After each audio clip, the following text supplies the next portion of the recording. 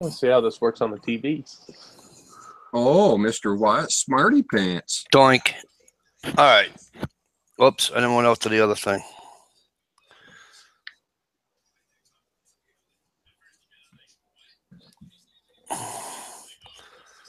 All right, everybody. We're here, and I apologize about being late. We had, well, I shouldn't say we. I should say I. Had some real bad technical difficulties.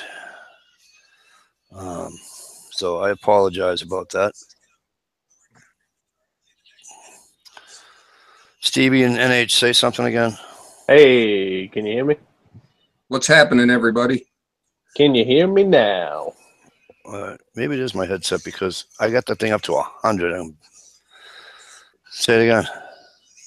Check 1, 2. All right, I can hear you. It's fine. All right. Yeah, so they were all coming in jumbled, and then I said, oh, shit. As soon as NH got here and he was coming in jumbled, I knew it was me. So, anywho, sorry for being late. So as you can see, we got NH and Stevie, and so far, you know, obviously I got the other invites out to Stomp and Rich, the Tactical Plumber, and everybody else. So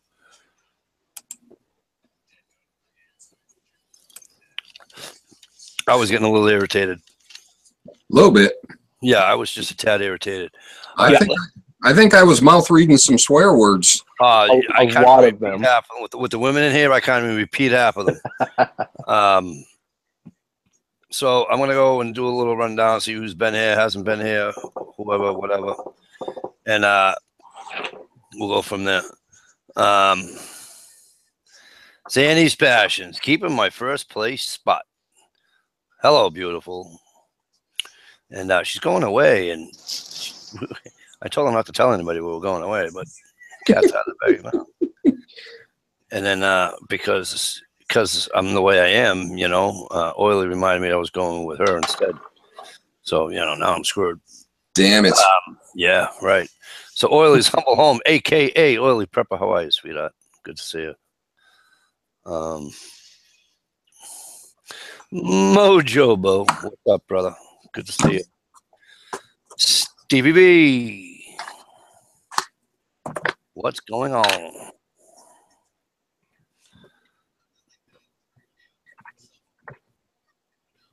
Good to see you, Stevie. Of course, Stevie and NH are in here with me.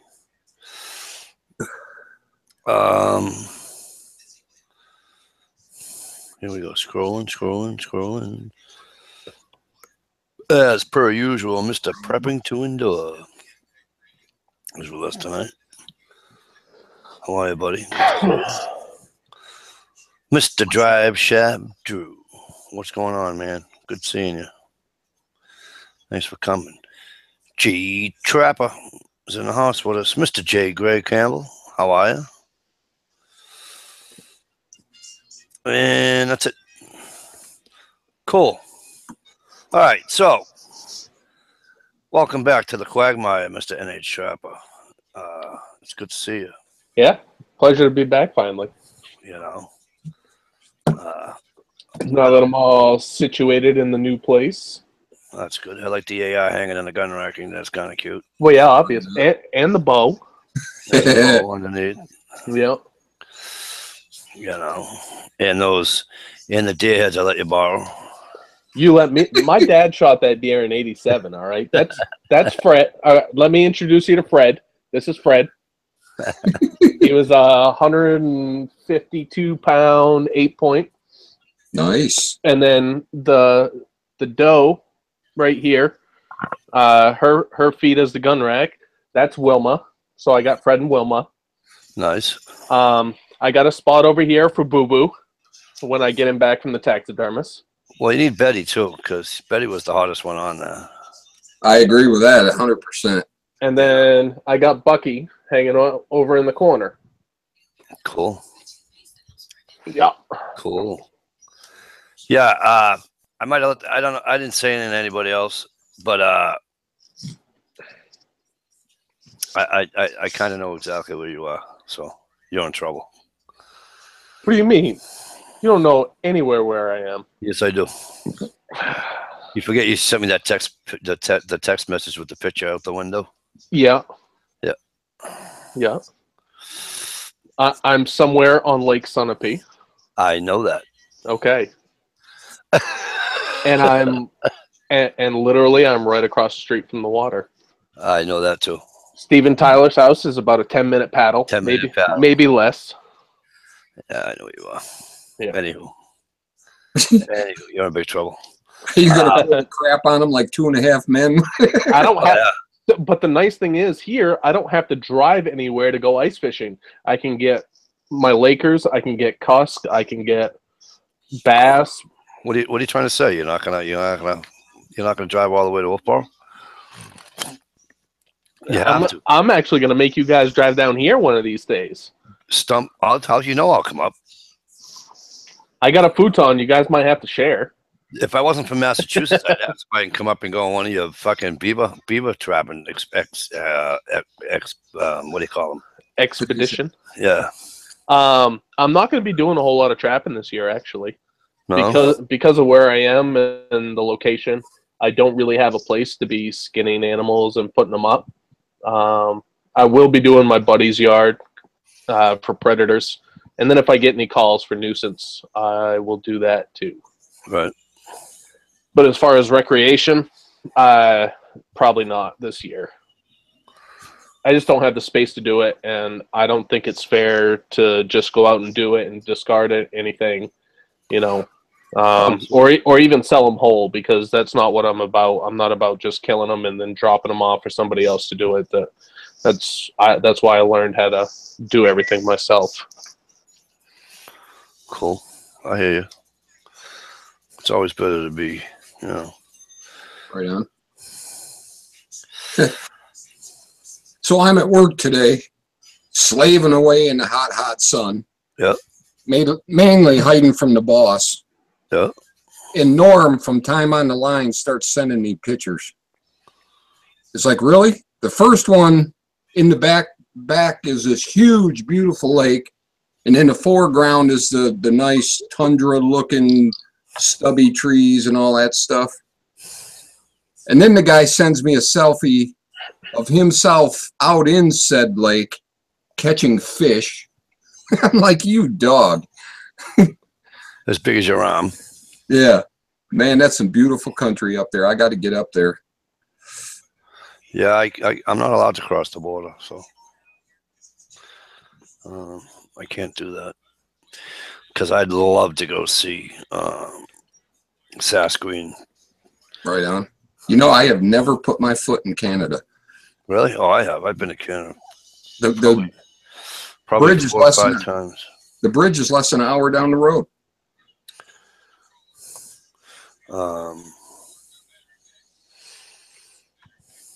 Yeah, I've probably been to Canada 4 or 5 times.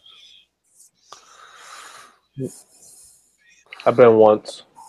I mean, I haven't been since they changed it to you need a passport. Passport. Yeah, I think when I went, I was 97, 98. I went to Montreal. Yeah, me too. St. Catherine Street. But no, I was in middle school. I couldn't go there.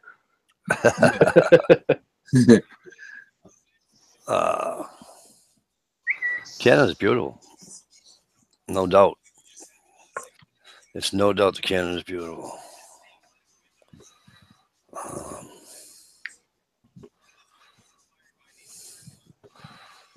Let me, I forgot to share this chat. Let me share the chat. I've already pumped it out there a couple times. Oh, did you? Good. Thank you.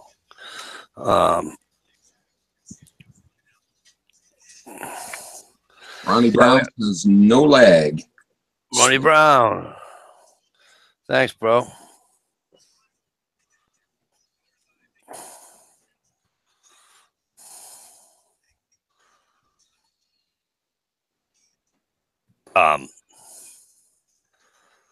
Yeah, Brian, I got no problem coming up there. That'd be good. Yeah. I only got the one kayak, so I'm not like Ed. I'm not a full service guide yet. Right. He is a full service guy. He's about 42,000 fishing rods. Got about 4 kayaks, about 4 15 kayaks. about 15 pair of snowshoes. Yeah. I know you guys even left me up here and I walked right by him. Yep. That was funny. Stevie, did I tell you that? What? So we go fishing, right? We go ice fishing. And so the ice had probably, I don't know, 3, 4, some places 5 inches of snow on it. So, you know, at a lot of places, more places than not, it was easier to walk on snowshoes. Because it was all slush. Yeah. Oh, yuck. Anywho, I don't have service up there, right? I lose it at a certain spot. So then I don't even bother looking at my phone, you know what I mean? And so because I didn't look at my phone, I pull into Ed's and I walk out in the lake. And he had texted me, there's a pair of snowshoes leaning against the tree. Those are yours. Just put them on and we'll see you. I never saw the text. So now I'm trudging and friggin' PG. How are you, my friend? Good seeing you. So that was funny. You know, I told him, I says, you leave me the snowshoes. How come you leave me a key to the fucking sled sitting in your yard? I'd rather take that. Because I'm getting fat and old and smoke too much. All right. Can you go out any further?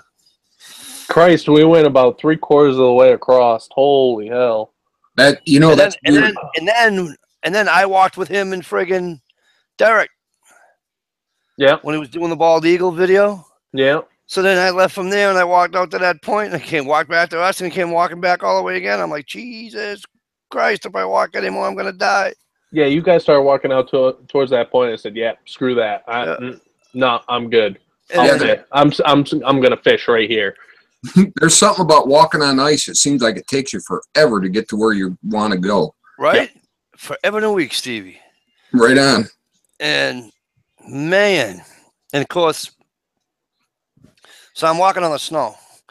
Then there's no snow because, the wind hit it, whatever, or a sled went by or whatever. Now it's ice. Okay. So for like 15 feet, you're just walking on ice. And I'm shuffling, because I don't want to go to my ass. Right.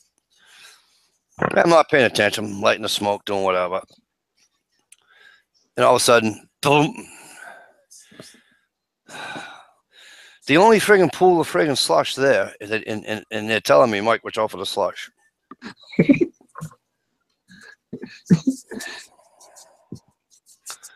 I found it.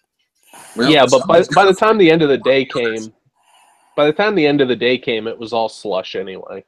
Yeah, right. It warmed. Mm. It did warm, that's for sure. Hey, Mikey, my son and 3 teammates won the world's bow fishing tournament. No way. In Lafayette, Louisiana. The Northern boys kicked them Southerners' asses. Right on. Water too. Fucking where is Stump when I need him? Fucking Southerners. And look, not for nothing, the panel tonight are Northerners. Uh-oh. Just saying. Just saying. That's a 2 thumbs up day right there. All right. That's awesome, G Trapper. Congratulations to your son. That's in his team. That's awesome. Right on.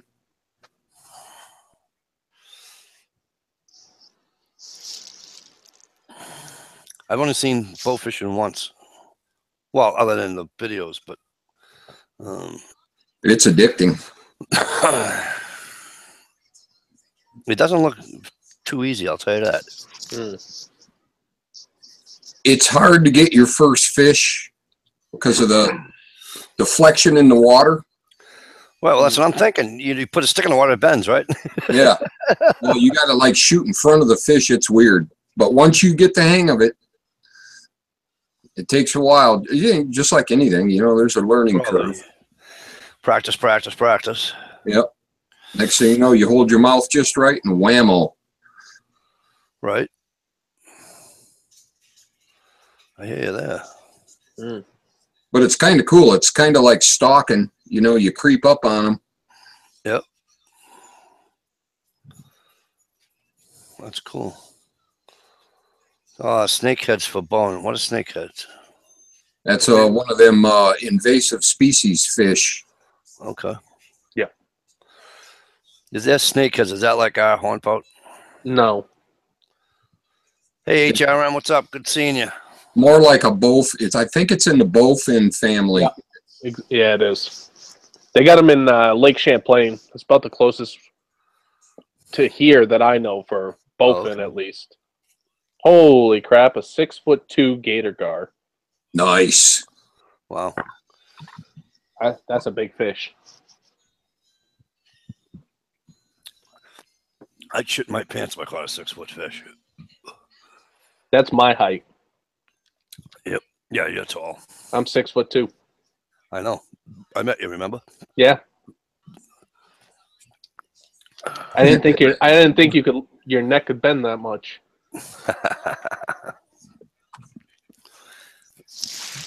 I never said I was a big guy. I always said I was short and fat. Yeah, the snakehead is a real aggressive fish, and it like mouths all the other smaller fish and And their own. Yeah, and their own. Oh, really? They're cannibals. Yep. Yeah. That's why they're so bad for our waters, because they're eating up the bass and the bluegill and the pike and. Yep. Well, not necessarily the pike. They're and they're tough. And not only that, they're tough to catch. They're very smart fish. So if you miss them as you're trying to catch them, you got to change your whole approach to try to get that same fish. Right. Cool. It's kind of like the lionfish epidemic that's going on down in Florida too. What fish? What fish? Was it the lionfish? Oh, bird dog, you out here? They're poisonous. Yeah, they got the aquarium fish. Yeah, people are letting them loose. People are letting them loose in the reefs, and they actually have spearfishing tournaments for them, and some people bring in like a couple hundred of them. But apparently they're really good to eat, and that's what they do. When they bring them all back, they'll fillet them up and cook them up. So let me get this straight. Not only are the idiots down in Florida, no offense to anybody here that lives in Florida, not only are some of the idiots in Florida letting their snakes go when they get too big for the house. Yeah. They don't know what the fuck to do because, let's face it, how many fucking houses in Florida by the ocean or anything like that have 2 floors? Right. So when it gets too big for the house, they're like, or they get too much money to feed the fucking thing because you only feed it. Well, but then again, you only feed it once a month, right? Or twice a month. So they let them go out in the wild. Florida's inundated with snakes up the wazoo because people let their shit go. And then, of course, that thing gets pregnant with a wild snake. And, I forget how many fucking eggs a fucking snake can hatch. Quite a few. So now you're telling me they're taking fish out of their fish tank and putting it in the ocean. Yep. That is so ignorant. That'd be like me standing on the edge of somebody's pool and taking a piss. Yep. And like Campbell says here, they're exploding in population. There's no natural predators, and they're poisonous. Their spines are poisonous to the touch. Yep. And what Sandy said, yes, they're destroying the reefs. That's hard. And HRM, I know there's different types of gars. That's unreal. That's just unfortunate. You got the long nose, the alligator, and I think there's a couple other. I never seen one, so I wouldn't. I don't understand why people would actually just. I don't know. Do you let your dog go wild when you're done with it? And I think the snakeheads were the same thing. It was the Chinese or the Japanese that were bringing them in and putting them in tanks or something like that, and then just releasing them out in the wild. It's either that or their good old ship ballast trick. It's bad enough that we have epidemics on everything else, so now we're going to have to start with fish. And to answer your question, Mike, yes, people do let dogs and cats go out in the wild thinking they're going to live free. Well, cats, yeah. we used to have that problem where I lived out in the boondocks. Yeah. You know, not too far out of the town, off the paved road. Right. But people used to dump their dogs all the time, and they actually would pack up and run deer and stuff. I forget what the time frame is for domestics to go wild, but there's a time frame on each one. But that's a shame because, you know, now let's say I don't know that was your pet or whatever, you know, and then you know, and I'm a farmer, it takes out one of my wild dogs, I'm shooting the fucking thing. Right. You know, I'm not keen on shooting people's dogs unless they bite me or my children. You know what I mean? Oh yeah, the people in there saying Oscars, the freshwater, and there's another freshwater species, Oscars. They're letting those loose too. Dusty Blue, how are you? Because Oscars are African, I want to say. Are they? I think they're cichlids and they're African. And when you're doing a tank with Oscars, you actually have to have a specific pH for them. Like, you actually have to pay attention to the pH. So how are they surviving in the wild? No clue. So again, everything domestic, somehow or another. It's the weirdest thing, ain't it? Yeah. I mean, if you think about it, you let a pig go, right? I think it doesn't matter what kind of pig it is. You let it go out in the wild. I think they say something within a month, 2 or 3, whatever, it starts growing tusks. 3 generations on hogs. Is it? Right? Yeah. And then, you know, they start growing their hair and all that. And, you know, then they're wild. It's amazing, really. Well, critters are amazing. I don't know if I told you guys I think I might have said this last week, but in case I didn't. Did I tell you guys about the Canadian geese I saw? I don't think so. All right, so my wife and I see a bunch of Canadian geese crossing the road, okay? Who's leading the way? The one white goose. Oh, really? Have you guys ever seen a white goose with a bunch of Canadian geese? And they're wild. They're not farmed. They're not farmed right this thing. Right. It's a white goose, and I'm like, get my phone, get my phone. Well, white goose walking. Had to be a freak or a street. It was the weirdest thing I've ever seen. Weirdest thing I've ever seen. Well, there's about 10, 15 jokes in that. Right? I'm getting there, Dusty. I'm getting there. Thank you for asking.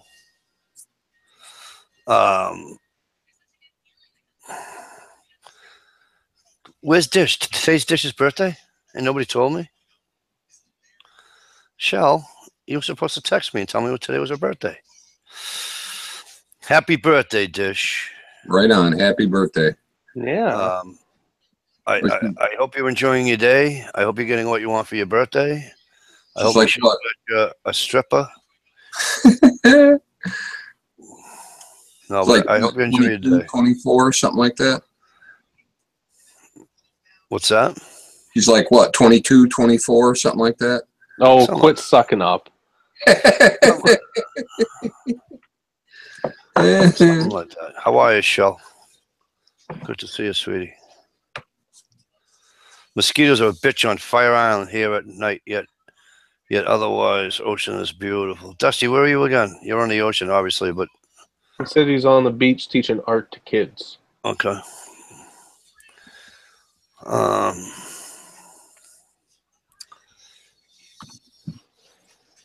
Siren says, I don't know if this is true or not, but rumor has it that there are red-tailed catfish and whales catfish in the Delaware River. I have no idea. I don't think they're whales catfish. They're Wells catfish.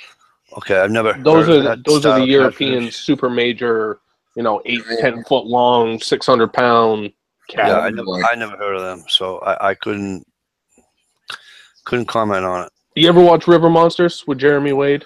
Yes. I like that show. He goes and took it off the air. Yeah, he goes and searches for all the big fish and all that stuff. He's caught whales quite a few times on the show, And the red tails he was catching in the Amazon, and those are gorgeous catfish. Yeah. Gorgeous catfish. Your knees deep in chocolate icing. Now, Michelle, there is a joke. There is so much there I could say, sweetie. But, well, I hope you're enjoying your time with your chocolate icing. I hope it's going well for you.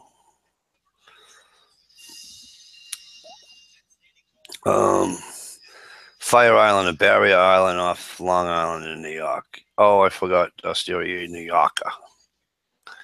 I'm sorry. Seems like the wind out there would keep them off you. Yeah, but it all depends where the island is, too. To believe it or not, I know that sounds silly. Right. There's an island on Winnipesaukee. There's a few. Well, I know there's 365, as a matter of fact. But there's one in particular that I know this is going to sound stupid, but depending upon which way the wind blows, it gets no wind. Right. You would think being on an island in a lake, you would always have wind. You would always have some kind of especially a lake that big. You know, you're talking Winnipesaukee is a decent sized lake. Okay. Real decent. It's the biggest lake in New Hampshire, pretty sure.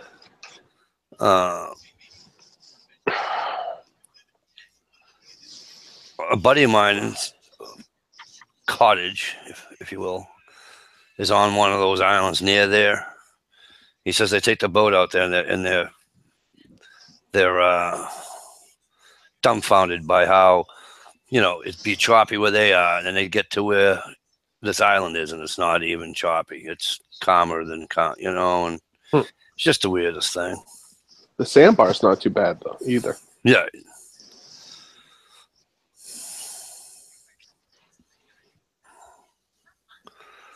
Hi, Dish. Happy birthday, beautiful.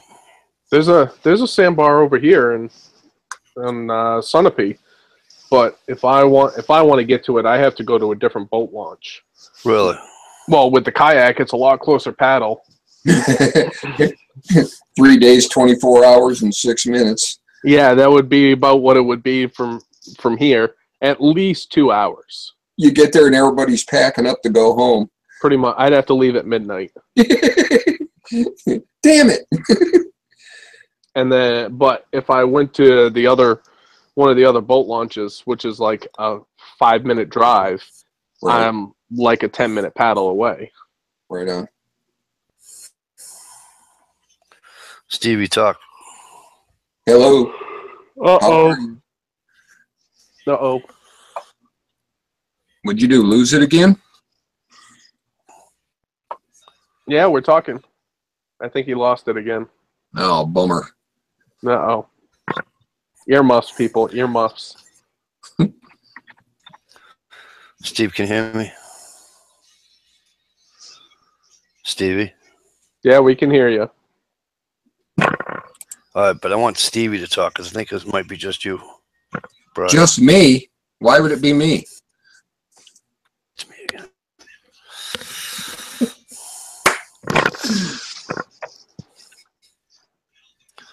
I don't know what it is. I got to figure it out. Uh-oh. Somebody did something. Figure it out. Yeah, my computer just chimed for some stupid reason. No. Windows 10, don't you know? No, I don't. I have a Mac. Ugh.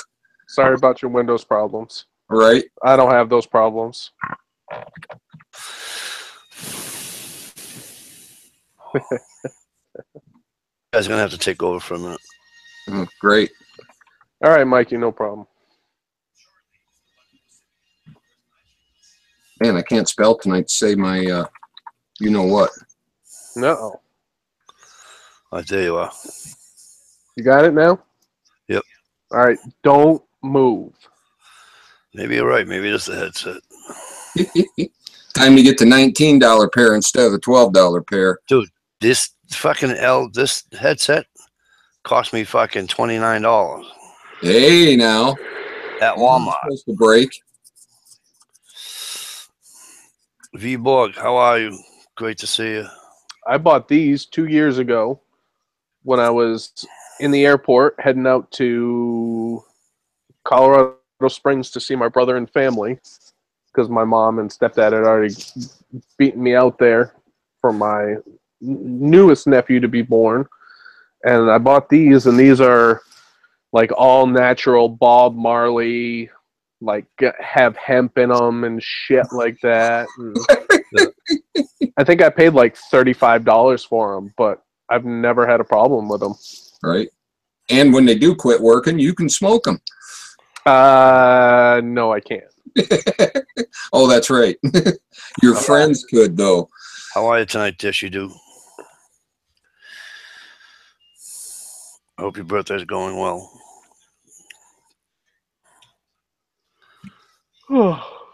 Steve, did my AR-10 ever show up?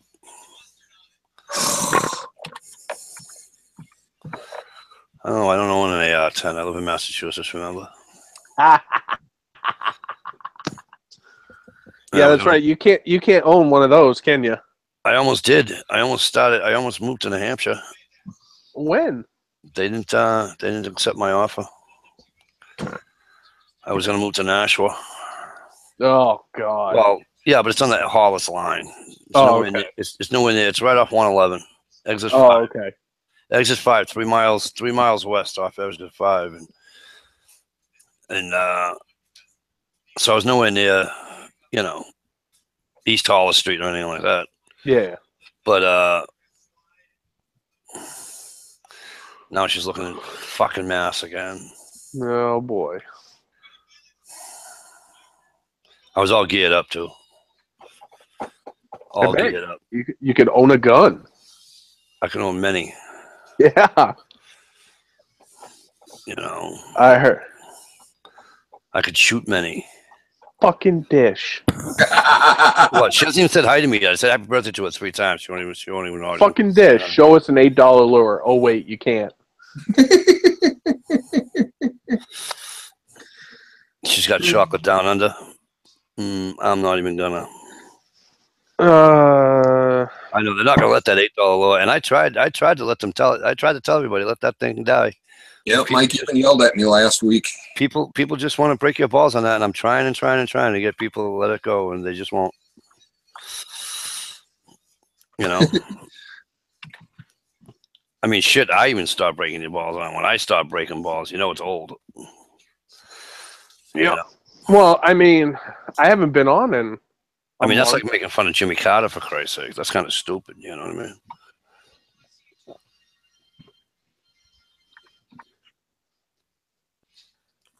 Oh, he said thank you twice, Mikey.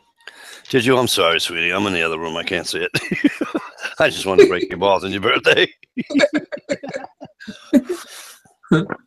Mikey, what's this about? Silences may be legal in Massachusetts, but guns are not. Yeah, there's a bill in the House.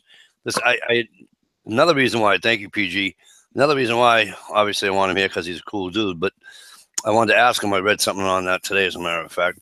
And if Rich the Tactical Plumber comes in tonight, we'll get to the bottom of that, PG. But there's a thing in the House about having, they're not silencers, PG. They're called suppressors. Mm-hmm. Right. Yes, they are. But you can't own a gun that they screw on. Kind of like a clip, kind of like the clip in a magazine. You know what I mean? It's a clipazine. It's a clipazine. It's a clipazine.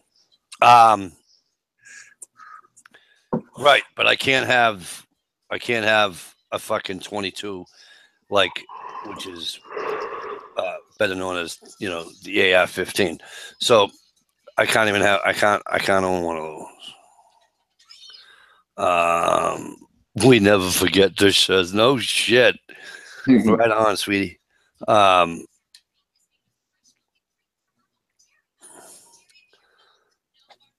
So I don't know. I can only hope that I don't know why the media can't get it right, PG. They suck.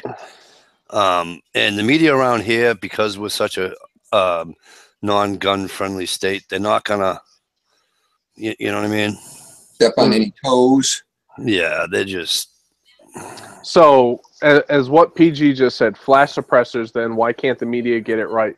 Well, there's a flash suppressor, and then there's a muzzle brake. Right. I know. Well, I got a muzzle brake on my shotgun, for Christ's Yes. A muzzle brake is legal in like those states, Massachusetts, Connecticut, New York, all that stuff, but a flash suppressor is not. Right. And they're the exact same thing. Pretty much. For the most part, they are exact same thing.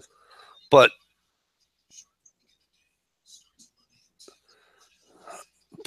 no.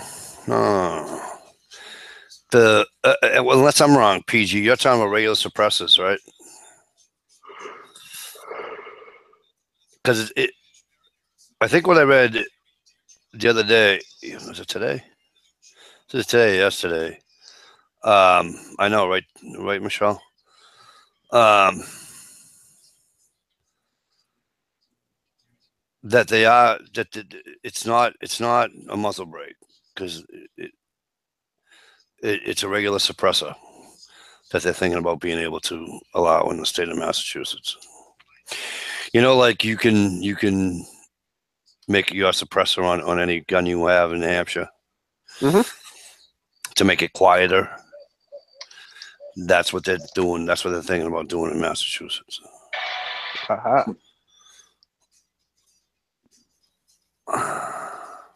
And besides, the media don't care about getting it right. They care about getting the stories sounding as right vicious as they can. So they'll use all the scary words they can. Which I don't see why it wouldn't pass, because anybody and their mother that lives near a fucking place that people hunt or a shooting range or whatever. Right. Yeah. The only thing I'm worried about them making them legal is them all of a sudden forcing us to use them.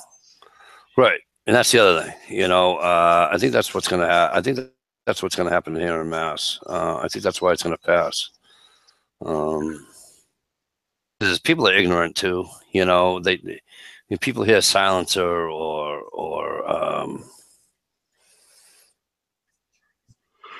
even when people say, even about the muzzle brakes, and they think it really hides the flash. Well, yeah, but the other thing is they also say that when you say suppressor or silencer, they all think it is like it is on TV, and they're gonna hear. Yeah, right. Know, and it's just really sad. It's really sad that people are that ignorant. Kind of like the same people that are ignorant that think AR stands for fucking assault rifle. So yeah, you know, I don't have time.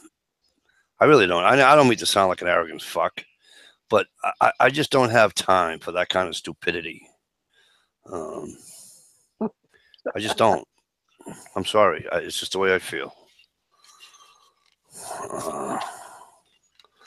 The slow guy with the creepy smile is in here. I know. I don't know where fucking Groove is. I sent him an invitation. I don't know. Him and Stump might be hanging out together or something. Yeah, two Suddeners. Is that, how do you pronounce his name? Is it Syrian or? I've been saying Syrian, and he hasn't told me not to. So. All right, Syrian. The problem with that is, okay. If you didn't know, anybody didn't know, I work for a firearm manufacturer. I work for Ruger. We make suppressor, and we make a 22 suppressor, and now we make an integrally suppressed front for a 1022 takedown. They can do that. You can weld a suppressor on the end of a barrel and all that stuff. You can do it to make a barrel longer, so you can get away with paying only one stamp instead of two stamps, your short barrel and the suppressor, and fix weld it on and only pay the one stamp. However, if it's a suppressor,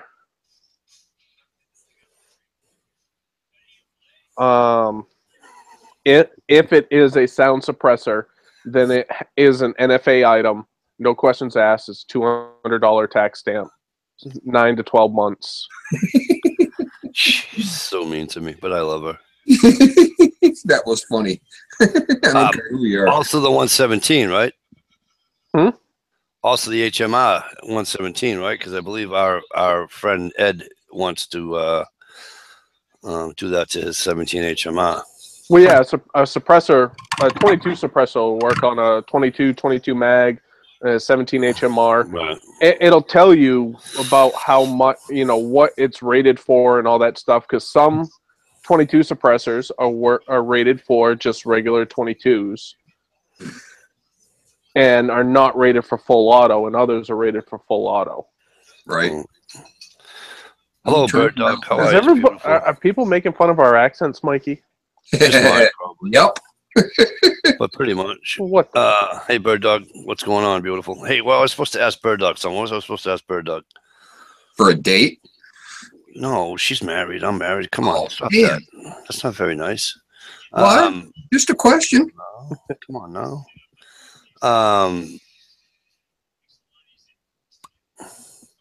What were we supposed to ask about the fish, right? The lionfish. The lionfish. The lionfish in Florida. Bird Dog, you having a little problem with lionfish down there too?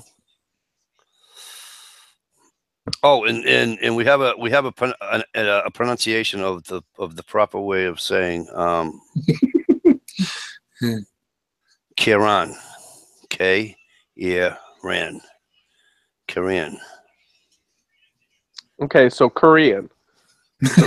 Korean. We'll just call it Korean now. We're from Mass, so we're gonna call you Korean for short.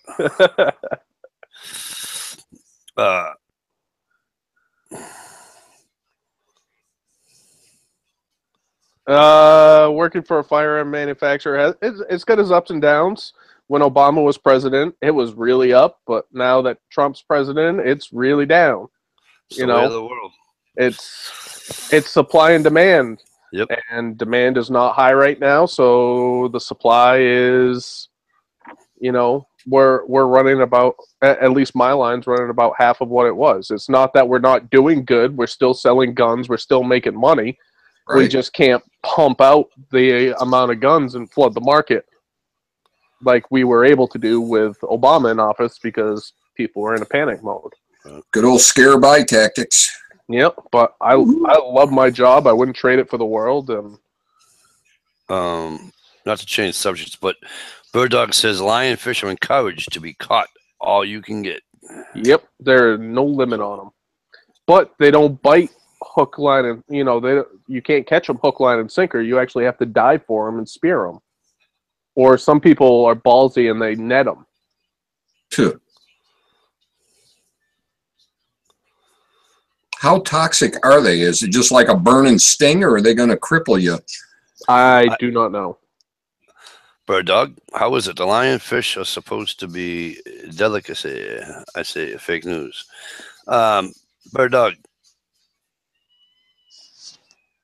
how do they hurt you? In what manner? Did she just tell me to turn my cell phone off? I put my cell phone down like 10 minutes ago. Michelle. I'm trying to see what that emoji is. I don't know. I can't see.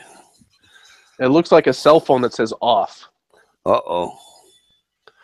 Poisons make you very sick in the spines. So it's the spines that'll get you on those fish. Yeah. And like I said, they do say it's a delicacy, and when they have these little tournaments, they cook them up and cook them all in different, cook them all different ways and all that crap. Yeah, I hope it's not like blowfish where you do it just wrong and you croak. Right. Well, J. Greg Campbell says, depends on how many times you get stung. Usually not fatal, but painful as all hell. Well, you know what? Michelle said, never mind, it's not funny anymore. Yeah, story of my life. So here's the thing.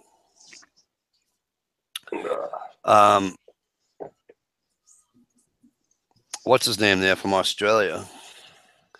The one that died from the fucking... Steve Irwin from the Stingray. From the Stingray, right? How many people have been stung by stingrays and lived? He just happened to die. Well, that one got him square in the heart. You know? Was it in the heart that he got it? Yeah. It went right, was it right up under his rib cage or something, didn't it? Really? It was a freak, a total freak. Yeah, he was like dead instantly. Yeah, it shouldn't have happened. Right All the on, shit Bird he's Dog. done in his life, right? He dies from a fucking stingray.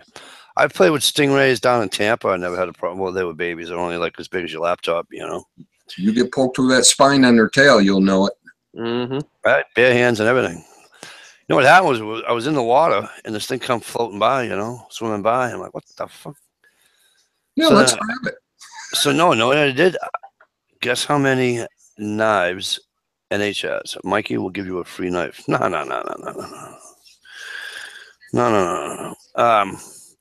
So, anywho, I wound up corralling this thing, and I like damned, you know, I put some sand up and made a little pool of water for him, you know, so he'll live. I was fucking with this thing all through the whole thing. Some woman came by and she said, "You're gonna get hurt," and I go, "I haven't been hurt yet." She goes, "You're gonna get hurt." So then let the thing go.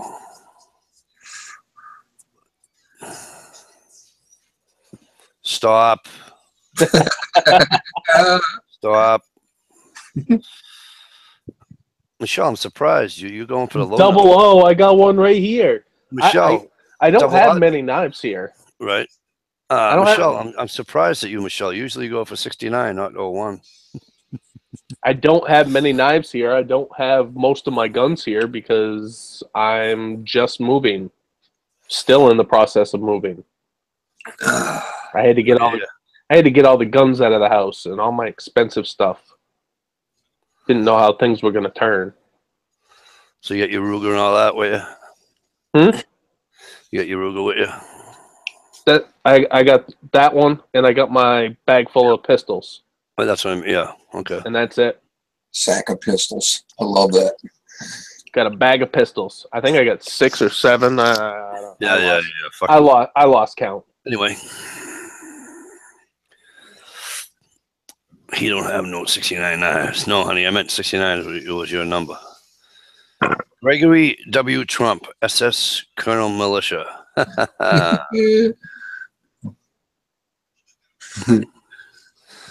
Great to see. Great to make your acquaintance. Thanks for joining us. Winging it, Tracy. How the hell you been? I love the English. You can definitely tell she's a Southerner. Who? He don't have no. He don't have no. He don't have no. He don't have no. Exactly. Baby, how do they say it?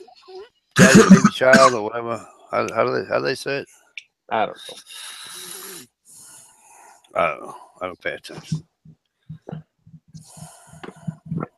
It's either that or you ain't got no.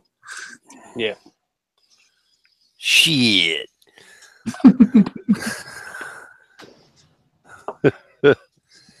That girl, she's a hot mess. Right? Oh, I can go on and on with the Southern accent. Oh. I got learned.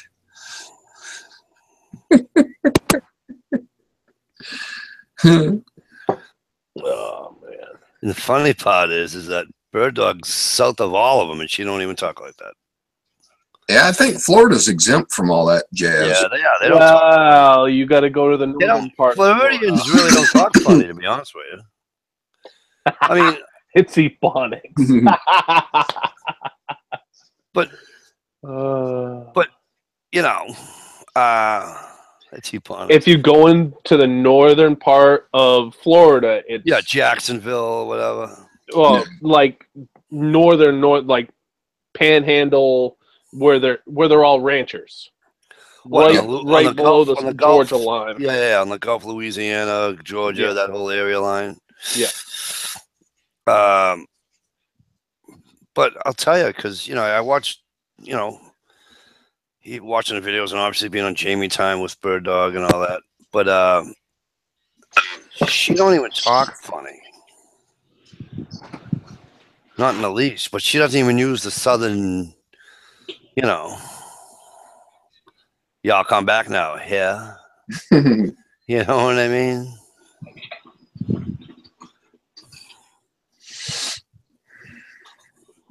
And down in Florida, they're not all related like they are in, north of Florida and south of DC, Yeah, but most of them in Florida are too old to have sex, so Well, they that, can't be related.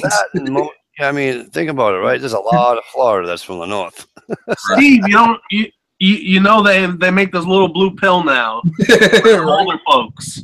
Yes, and by the way, sexually transmitted diseases is growing at the fastest rate ever in old folks' homes. What is up with the deer legs? The deer legs are holding up his gun, sweetheart. Who the hell is this? Michelle. Dear Michelle, It's called this the deer is rack. Wilma sacrificed her life to be a deer rack, a gun rack. And then this is Fred. My dad shot Fred in '87. And then Bucky the Beaver's hanging out over here in the corner. You should name him Bam Bam. And then Boo Boo the bear is going here when he comes back from the taxidermist.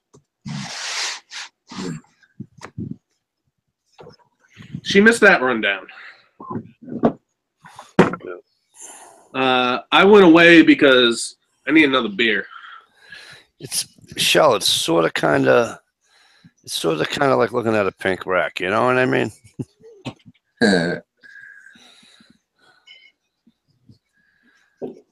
But anywho, did you miss something? It's not story time. Wow, she's all geared up tonight. Right. Speaking of gear, where's gear? Gear stuck working again? Yes, dear. Sorry, dear. Love you, Shell.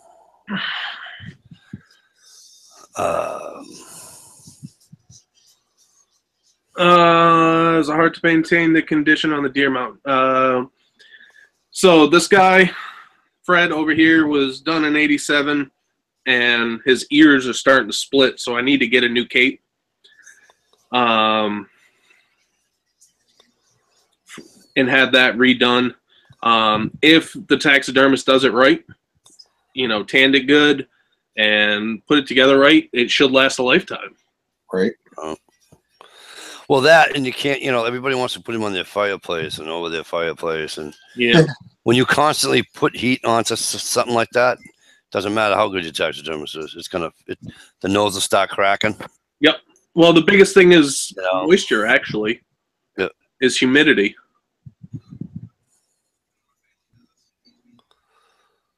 Can I get a do-it-yourself of that gun rack on Hillbilly HGTV? I don't know. Why don't you Google it, Dish? Honey, we don't have hillbillies north of the fucking Mason-Dixon, sweetheart. It's Boo Boo J. Greg, only because he dressed at 210, and he wasn't a 300-plus pounder dressed out. So Yogi will be my 300-plus pounder if I ever get one. That's why this one's Boo Boo. And even though I'm calling him Boo Boo, the taxidermist said when he took the measurements on him, the last bear he had come in with those measurements dressed at 363 pounds. So my bear's frame was there. His body hadn't caught up yet. Right. Kind of like that deer you had mounted on the wall. 8-point buck like that should have weighed a lot more than 157 pounds. Yeah. That sumbitch should have been about 2 1/4. No, he was 200, 2 1/4. I think he was anywhere between 155, 165. Yeah. He wasn't very big. Even my dad's 10-pointer, he shot a 10-pointer, but he couldn't get it mounted because he put a 7mm round right underneath the chin. Well, yeah. So I think that 10-pointer only ended up going like 175. It wasn't a very big deer. I mean, it was a big body deer, but it didn't break 200. Yeah. Guy out here in Mass, Acton, Mass. For 5 years, he had this deer come in on his trail cam, and he just never saw it. He never saw it live, and he's out there. He's out there. He's hunting. He's hunting. His son's out there. Nothing. Nothing. Nothing. Finally, he gets him. It was an 8.247 buck dressed. He had to have gone almost 300 pounds when he shot him. When he shot him, he probably had to weigh 300 pounds. That's a big deer for around here. Damn it. How do you spell European? EUROPEAN. Ah, missing the O. Or URAPEING. European. Or drop the G. IN.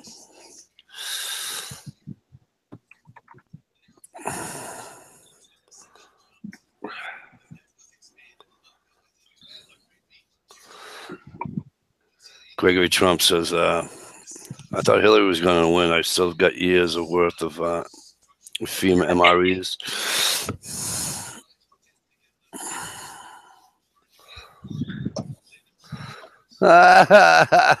I didn't buy my deer, sweetheart. Hey, I didn't buy mine either. Not you. All right, not you.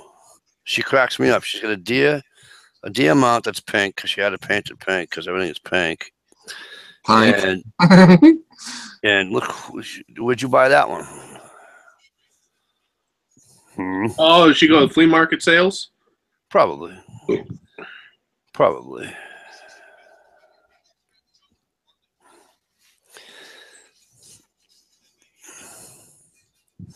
And don't tell me girls don't hunt because your best friend hunts. Well, she used to, till she moved to the south.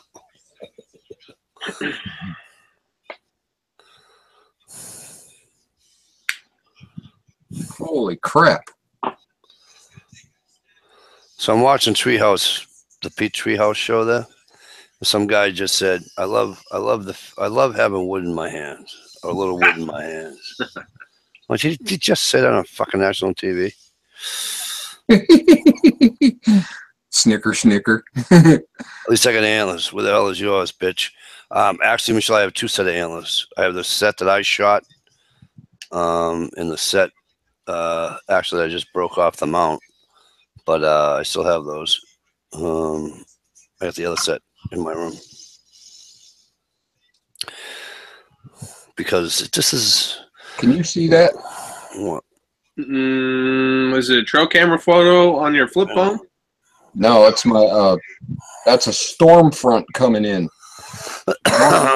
Norm just sent it to me. Awesome. So I see that. The big roll cloud. Wow, Norm's gonna get a storm. I'm a poet and I know it. Right. At this time of year, it could be ice and snow up there. No way. I don't think Michelle's been informed yet. About? She said tester knives do not count. I actually sold out and bought 2 Spydercos. Hang on. Stand fast. I bought a Delica 4, and this is the Dragonfly H1, the H1 steel. Dragonfly. Yeah. But she said tester knives do not count. Give them back to your wife. I don't know what my wife is doing. Don't really care either. I know it's cold, but I got divorce paperwork sitting about 6 feet away from me that I got to get her to finish doing so we can finish all that. Get her done. Yeah. I moved out at the beginning of the month. We had a talk about a week and a half before that. It's a mutual thing. There's no fighting. Nobody's at each other's throats. We still talk. Good for that. So it went a lot better than I could have imagined, and that's why I don't have any. I mean, I literally picked up the AR-15 and got back at 9 o'clock tonight, and my laptop, a couple of pistols, all my pistols I have, but most of my stuff is still, most of that stuff is still at my buddy's place. So It's all right, Michelle. No hard feelings. No, Besides, so that's why I now that he's sung, if he has a hard feeling, he can lean against you if he needs you. He can lean on you if he needs you. But no, that's why I've been kind of MIA for the past month, is I've been dealing with all of that. So I'm here, I'm back, I'm happier, I'm much happier, and I don't have to leave 10 minutes ago to go pick up my wife every time I want to chat. Yeah, but you see, now I think you're further. You're only like an hour and 10 minutes away from me before. Now you're like, hey, yeah, now you're like Ed far away from me. Yeah, add about 40 minutes. Because if I guess properly, you're gonna be in this town.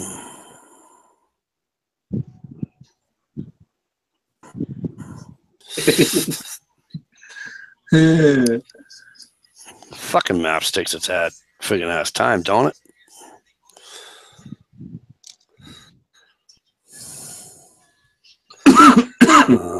Whoops. Fight this feeling anymore.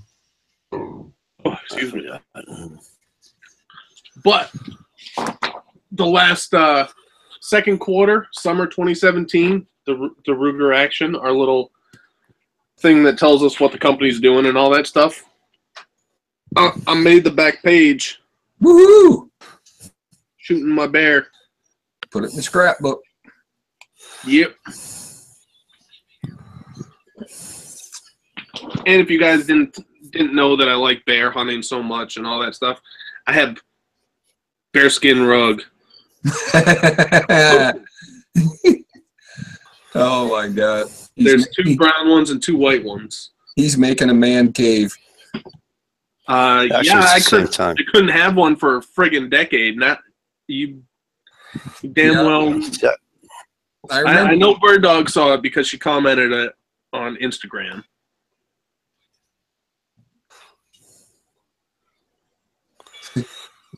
Yeah, keep that newspaper. Someday one of your many girlfriends might be interested in reading the article. Many girlfriends, huh? By the way, NH, I think I am. NH, I knew that. You know what you are. Oh, you're talking about the internal mic? Yep. I'm gonna guess this route right here. Oops.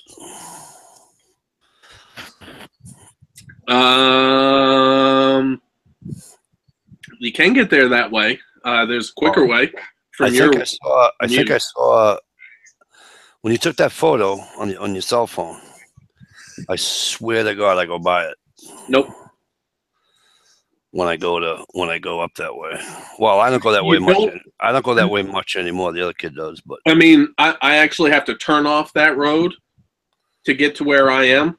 all right. It doesn't get that route does not get to the water where I am. All right. But you know what I'm talking about, right? Yeah. You know when you're coming up the highway and all of a sudden you got water on your right? Yes. All the boats are there and you look left, there's an apartment house there if you ever noticed that. Yeah, you mean the one that I live in? So you do live there. You suck a dick. I knew you lived there. Right, it's right next to this restaurant. Yeah. Shush. Yeah. Mikey, he's not coming to see you. No, I'm going to see him. He already came to see me in Wolfboro. He's the one with the house on the lake. Yeah. Enough. Not follow my directions, Bird Dog. There's the picture of the bear for Dish. Hang on. Let me click on it. Say something. All right. Can you click on me now? I'm trying. Oh, there we go. There you go. There you go, Dish. There's a picture of the bear. He tasted good too. Oh, yeah, he did. Yeah. You know how good he tasted, Mikey? He tasted good enough for me to have bear meat tacos yesterday, and I had the leftovers today. Nice. Yep. Yep. Dish, I don't know if you saw the video. He dressed out at 210. Decent sized bear. I dragged him 20 feet to get to the trail so we could load him with the ATV, and that 20 feet just about gave me a friggin' heart attack. Right.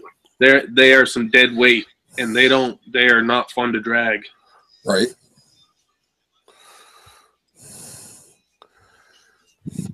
Hogs don't drag well either. I never shot either one, so I wouldn't know.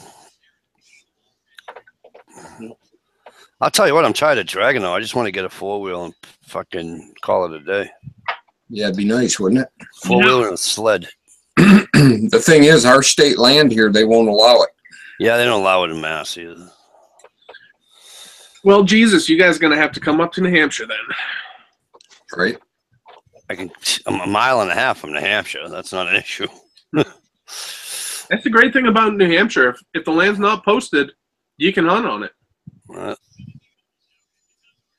See, that's the way it used to be in Michigan. Then they changed it all. And you actually got to carry a letter with you from the homeowner. Yep.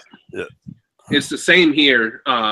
If it's not your property, you should have written landowner permission. That's by Maine does that too. Yep. Maine does that. We have to have permission to hunt at the airport up in Rangeley.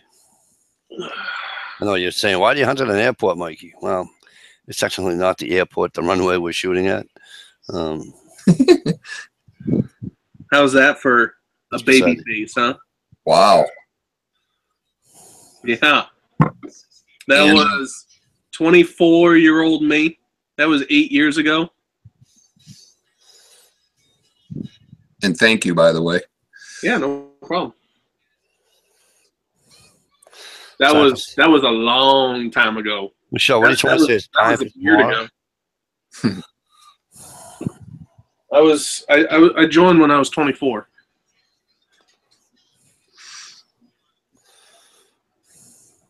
I was like a grown man compared to all the 18-year-olds that were there. Yeah, you were old man. No, not grown man. You were old man. Yeah, yeah.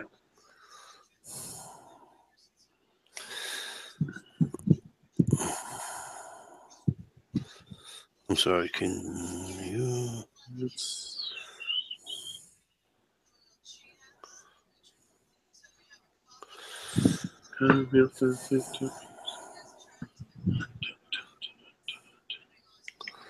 All right.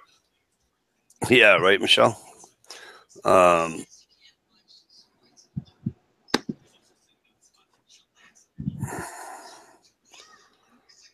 Did I do this? Okay. I was just trying to get back to where we all was. Anyhow. Yeah, so you're actually just as far as Ed is now.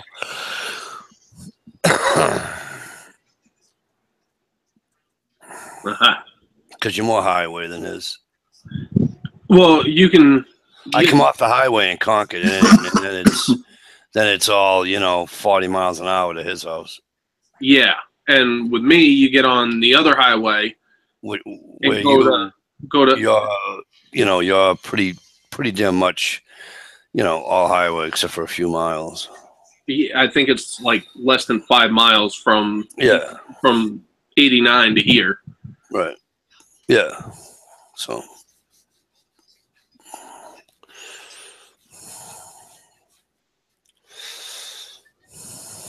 Yep. All right, Shell. Thanks for coming, sweetie. Appreciate it. Could have a house right now, but instead I spent 28 grand on guns, body armor, ammunition, uniforms, and optics. There you go. It's a lot of money to spend on shit. Yeah. Yes, it is. The horses say, "Hey, hey."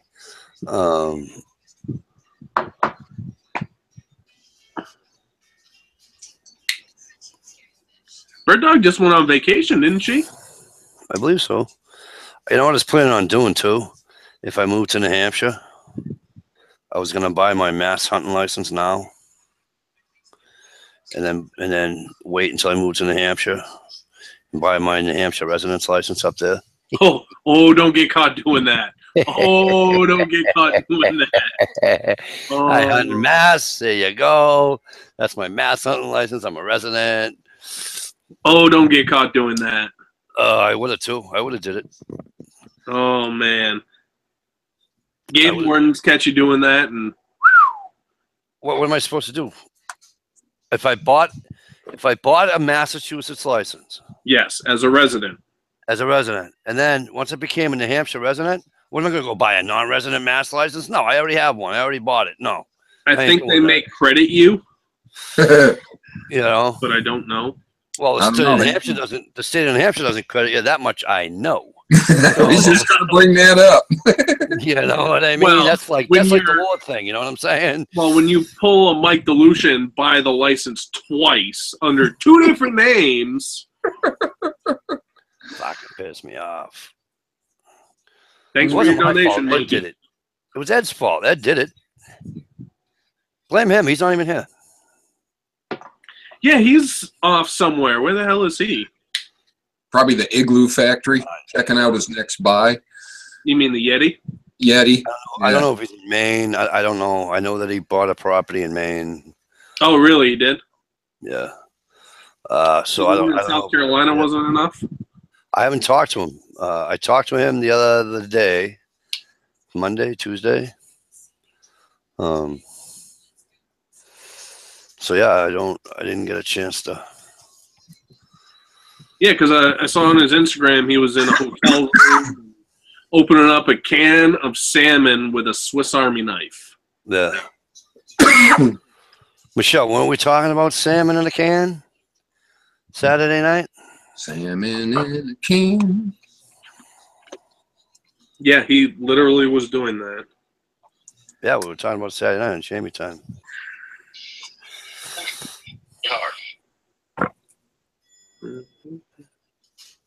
I know when my wife is. She'll get out at 11. I'll be right back. I'll be here, and so won't Brian. Sure thing.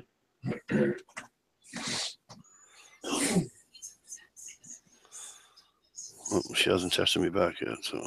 Where the hell is he? Oh, it says retry.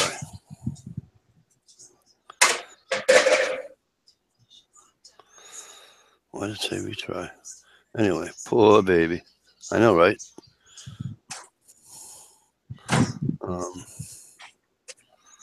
But anyway, I'd love to be able to come up.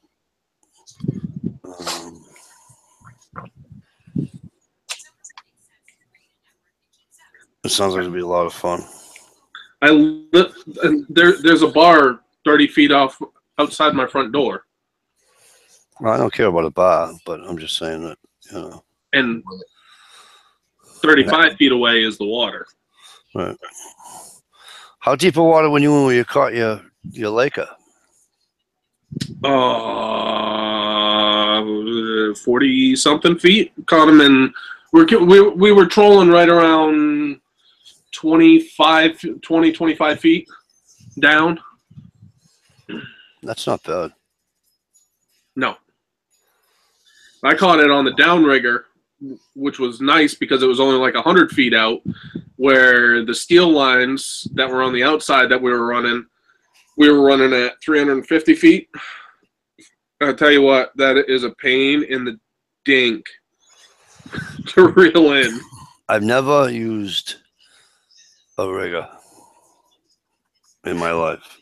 Oh my God, they're so convenient. They're so nice. I just never have. I've been on a Winnipesaukee, and we put when you could use the old lead weights, you know. I put 2 of those on my line and just let that sumbitch come off the bottom and then reel it in about, so it's about 3 inches off the bottom, 4 inches off the bottom in that lake. Yep. There he is. And we fish that way.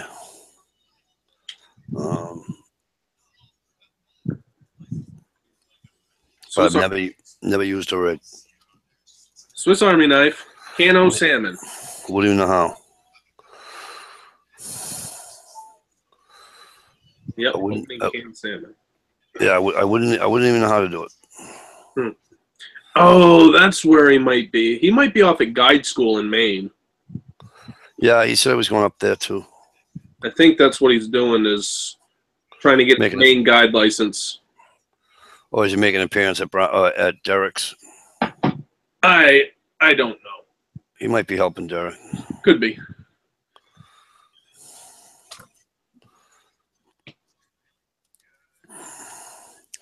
Bugs up there must suck. Yeah, pretty much. If they get that bad, you just wear one of them friggin' head nuts. Yes, Bird Dog. The electric ones are awesome. You just press the button, and it comes up. Right. Oh, never used one. Yep, they're good fun. They're good. Well, Bird Dog must have seen all the pictures I put up from that day I was out fishing. I saw the picture of that lake. It looked beautiful. I don't know if Bird Dog saw the same one I saw. But he was tasty too. Pink flesh, and tasted just like a salmon. It was incredible.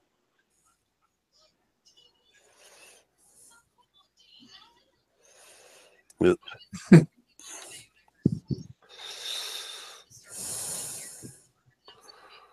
But I'm gonna trace this Big John electric downriggers are awesome. I don't know what kind my buddy has, but whatever ones they were, they were good. Big and there John. wasn't a cloud in the friggin' sky until we were getting ready to pull in. And let me tell you, I am still peeling from that 2.5 weeks later. Yeah, that was warm. Peeling. I'm pretty sure I had sun poisoning. This is why I like, I was talking to somebody the other day, and I said, it's either 95 and humid as a bitch here, or it's raining and 50, and nobody believes me. So what happened? Yesterday, or a couple of days ago, whatever, we had all that heat in here, it's 92 degrees with the humidity of fucking 105, for Christ's sake. Yeah, that was all last week. Yeah. So what happened? This week?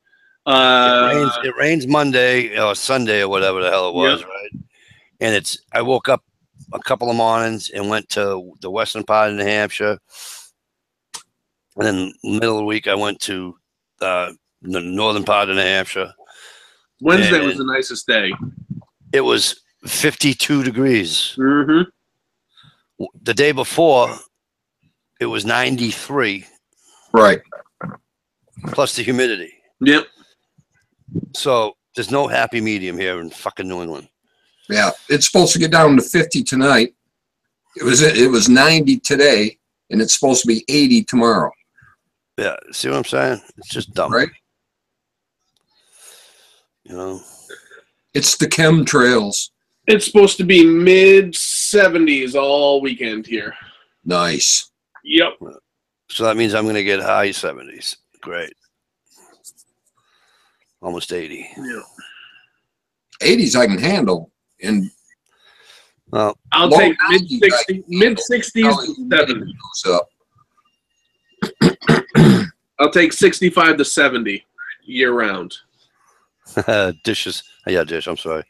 Bird Dog singing, "It's a cruel, cruel summer." God. Leaving me here on my own. That's got to be what, 87, 88? Right? That's an old song.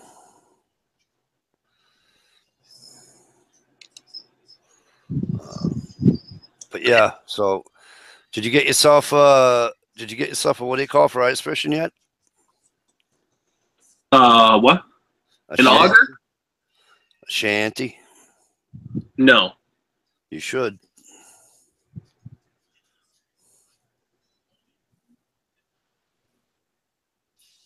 Who sang that song? Banarama? I don't know. Cruel Summer? I have no idea who sang that song. That might be right. Bengals? No. No, Banarama. Don't get me in trouble, sir. Don't get me in trouble for what do you call it? Infringements. Yeah, I got it. Give you a couple seconds of leeway. Yeah.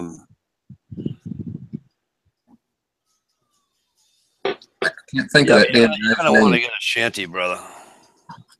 Oh, I know. Well, you can always make one too. Yeah. You know, Well, top the beach. top and PV top and 1/4-inch PVC. You can't sit there and tell me we can't make something like that. You know what I mean? The beach 3/4 of a mile down the road is where my buddy, who's the one who took me out fishing, that's where they put their ice shack out, and he's gonna give me a key. Cool. So.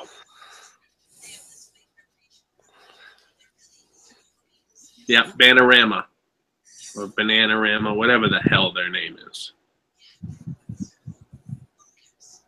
Thanks, HRM. Snowshoes and shanties don't mix. That's funny. Well, if you're in the South, they don't mix. Come on now, Dish. You're from the North. You know damn right well you've been on that ice and that fucking shit's been up to your calf. Depends how tall you are. Okay, good point. But you know what I mean. Us short guys have a harder time than them tall guys. What are you trying to say? I'm trying to say you got it better than we got it. Our ass is dragging the ground and you're just high stepping right on your way. I was dying. Dying. And then Derek met me out halfway.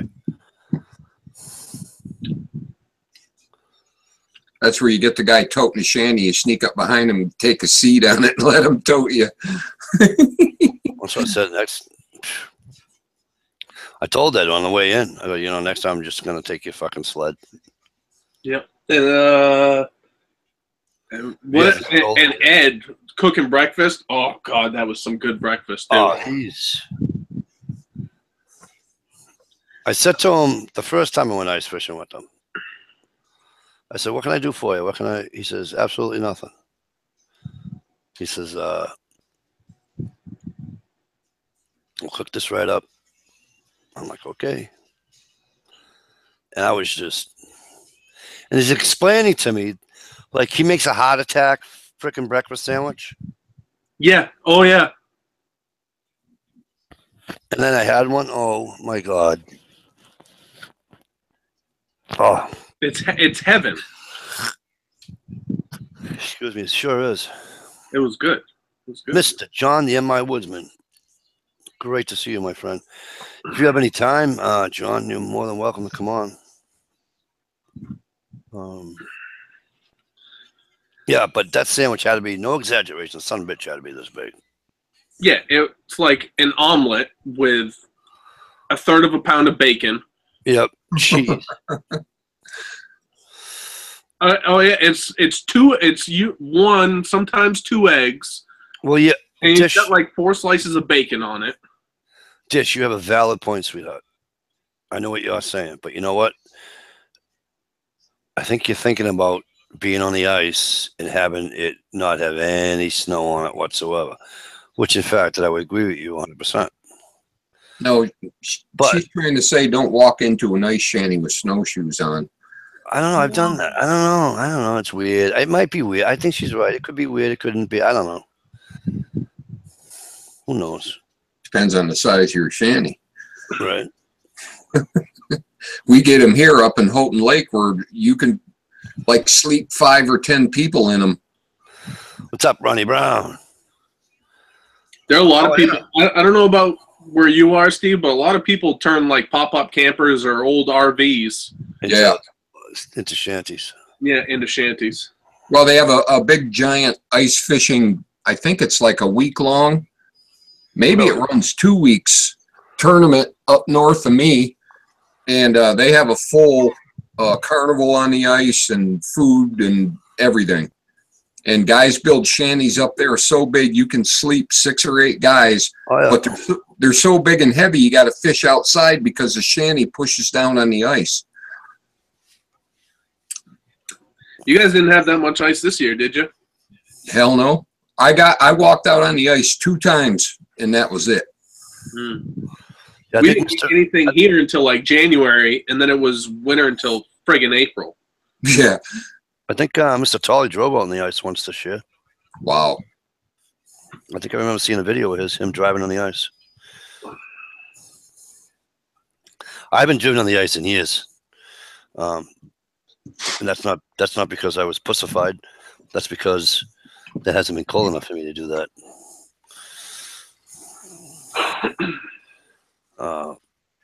That, and to be honest with you, paying a fine, as much as it would be, just isn't my thing. You know.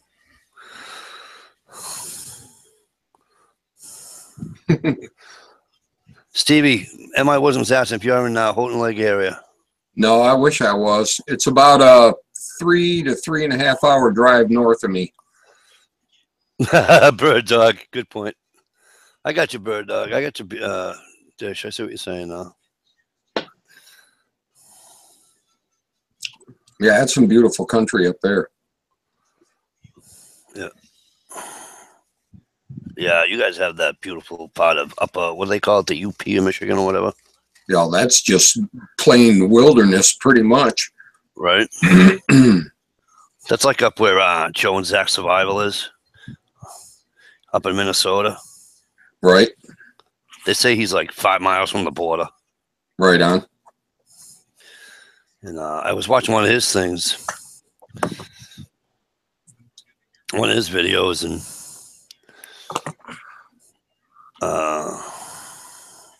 he had some wolves going through his deer trails. He's got a couple of wolves on his cams, trail cams.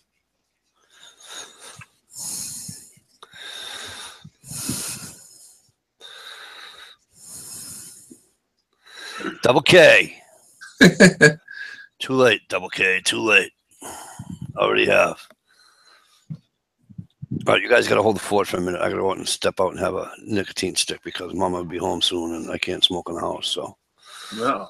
I'll be right back. All right. I guess we're holding down the fort. Right on. Yeah. Now, I've been watching M.I. Woodsman for a long time, and I see some people call Miami, and I never knew for sure if M.I. stood for Michigan or not. Now I know.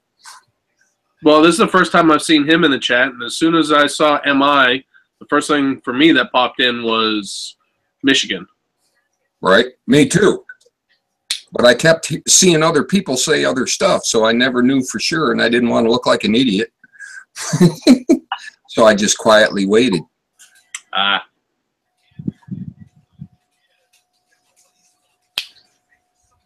Yeah. So I know exactly where he's at. He's that away. Well, if it was daylight out, I'd show you my view, but it's not. Because my view is spectacular. It's on the Instagrams. No, I know Bird Dog's seen it. Bird Dog's seen the view from the chateau, my little 3rd floor apartment that I have. Cool. Yep. Oh, nice. Yeah, that's my view. There's bluegill for breakfast right off the end of that dock. Do we have bluegill? And I don't know if there's bluegill or pumpkin seed. If any of them are. Every lake has to have those. Sunapee is this Lake Sunapee is actually very, very monitored, and it's actually underground fed. Right. And it's very clear water. There is no invasive plants on it. There's no milfoil. There's no anything. Awesome. So you just got that nice low perch grass stuff. Looks like carpet on the bottom. Most of it's sand and rock. Right on. It's a beautiful lake, and on a good day when it's not choppy or anything, you can see 20 feet down. Nice. Yeah. That's great to see when they actually take care of the lake before it's all invaded. Yes. And the first day I went to go put my kayak in this year, and I got met out at the ramp, and they, you know, it's not a mandatory thing, but they went through and they checked the kayak to see if there were any invasive plants or anything like that. And yeah, but that milfoil, all it takes is one little piece. Yep. And off it goes. Exactly. Especially in a clear lake where it can get all the sunlight at once. Yep. And I know the deepest point's right around 80 feet in here, but the average is right around 40, 45. Right on. Yep. Perfect. A little chilly to swim in, but yeah, I don't know. I don't know. If it's spring fed, it's cold. And it's underground spring fed too. Yeah. But when we were out fishing the other day, the surface temp was almost 80. Wow. Yeah. And actually, we were just setting lines out, and we were trolling with moose lick wobblers. And we were just setting lines out, and we caught a smallmouth bass right within, you know, top foot or two of water. Right on. Yep. We ended up catching 6 smallies. Biggest one being about a 2.5 pounder, 2.5 pounds. And then we caught landlocked salmon, which was about 12 inches, which wasn't big enough to keep. And then the 21-inch lake trout. Awesome. Yep. Well, the smallies can fight. Yeah, but that was my first time catching a laker and a landlocked salmon. Right. So my buddy and I had been talking about doing this trip on this lake for 3 years. And I could never do it because of my commitment. Because I always had to be somewhere or do something or be a ride for something. And right. Yeah, we finally made it happen. I moved up here, and he's a 5-minute drive. It's a 5-minute drive to the boat launch. Sweet. I met him at his place because I didn't have my sticker yet. I still don't have my sticker. Get a free town sticker, and we could park at the beach or the boat launch or whatever, and not get fined. Right. I like when they take care of the locals. Yeah, and it's a free sticker. Wow, that's cool. Yep. Now, see, my other house I had was in a neighborhood. Actually, it was across the main road from a neighborhood that was around the lake, and we could buy into the to the lake access. It was like $120 a year, and you actually got a key to the lock on the boat ramp. And they had a big old pavilion and playground and all that stuff. Yep. It was pretty nice. It was worth the money. Yep. Hold on. Time out. Dish. What? Blueberry ale? When did this start existing, and why haven't I ever heard of it? Red's Blueberry Ale. That's it. I'm on a mission. I'm on a mission now. No, but like right out here, like they have the dinner boat go out and stuff like that, which is expensive to go out, but it's a nice 2-hour tour around the lake and stuff like that. The gazebo's right here. It's pretty it's pretty semi-busy. And like Wednesday nights they have concerts out on the pavilion. I think Saturday afternoons, and I can just sit out on the porch, drink a beer and smoke a cigarette and listen to the music, and right on. Good time. Lake living is a good life. It's really weird. Usually it's a very cool community, kind of a tight knit, everybody knows everybody kind of thing. It all depends on the neighborhood, you know. Yeah. Hey, I got to give a shout out to Norm from Time on the Line. He just sent me a screenshot of me on the chat. So. Oh, is he watching? Yeah. Is he watching? Hey, yep. Norm. Yeah, because they took a break for the Trappers Chat for a minute, right? Right on. Well, he had to get moved and all that stuff. Yeah. Plus, it's summer. Yeah, that too. How am I going to live longer now, Bird Dog? He'll have to start up a Norm's fishing chat. Yeah, didn't he want to start up a fishing lodge up there? I do not talking about something like that. I know he wanted to do like a trappers where you can go with him on the line, and yeah, he was going to build a second cabin next door, like right next to his. Right. I do remember him saying that. So yeah, that'd be kind of cool, as long as the economy will support it. Yeah. Some beautiful country up there. Cool. I would want to go up there just to shoot a wolf. Only because I would love to have a wolf hanging on the wall. You know, I would just love to see a wolf. Yeah, that too. I think that'd be a tough choice. I'd like to shoot a wolf, but I think it would be cooler to buy one that one of the guys that I know on chat and stuff got. I would love to look back on the wall and say, yeah, Norm caught that. Or, you know, Dave Vandermeer or somebody. That'd be awesome. Yeah. Vandermeer put up, what, 300 and something beaver this year? I don't know how he does it. That's crazy. That would literally kill me. I had a hard enough time doing 20. Right? There is nothing easy about beaver trapping. No. But it is not one thing about jokes. About all it is full of jokes. Yeah. Well, you always got a smile on your face. It's awesome, but holy crap, it's 100% work. Yeah. Yeah. It's terrible. Sorry about that. All right, Mikey, did you get your shot? Oh, I got my shot of nicotine. And I was looking for a soda. I didn't have any soda in my house. I text my wife. Hopefully she'll get it before she leaves work. Right. I'll probably have one. I got that new editor program, and I'm just starting to learn how to actually use it. So I've been sitting here for hours doing practice videos. Yeah, playing with it. Oh, I dude, I uploaded everything. There's like literally no instructions. I don't even know what the little squiggly line you click on does, and I didn't know how to make it do what it does.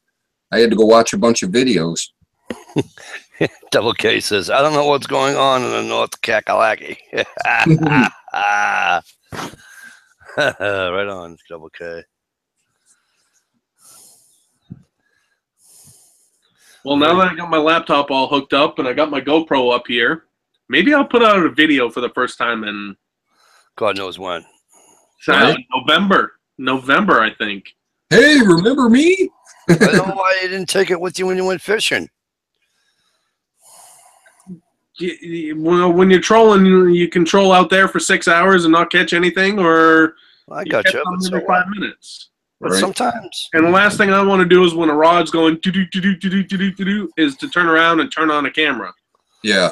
No, that's when you just got to put it on your visor and hit the button. Yeah. You know? And plus, it was the guy's first time doing it. Let him enjoy. Exactly. It is different. That's like watching my daughter grow up. I had a video camera pasted to my eye, and it almost like seems like I missed her growing up because I was looking at it through a camera. Yep. So it was weird. Right.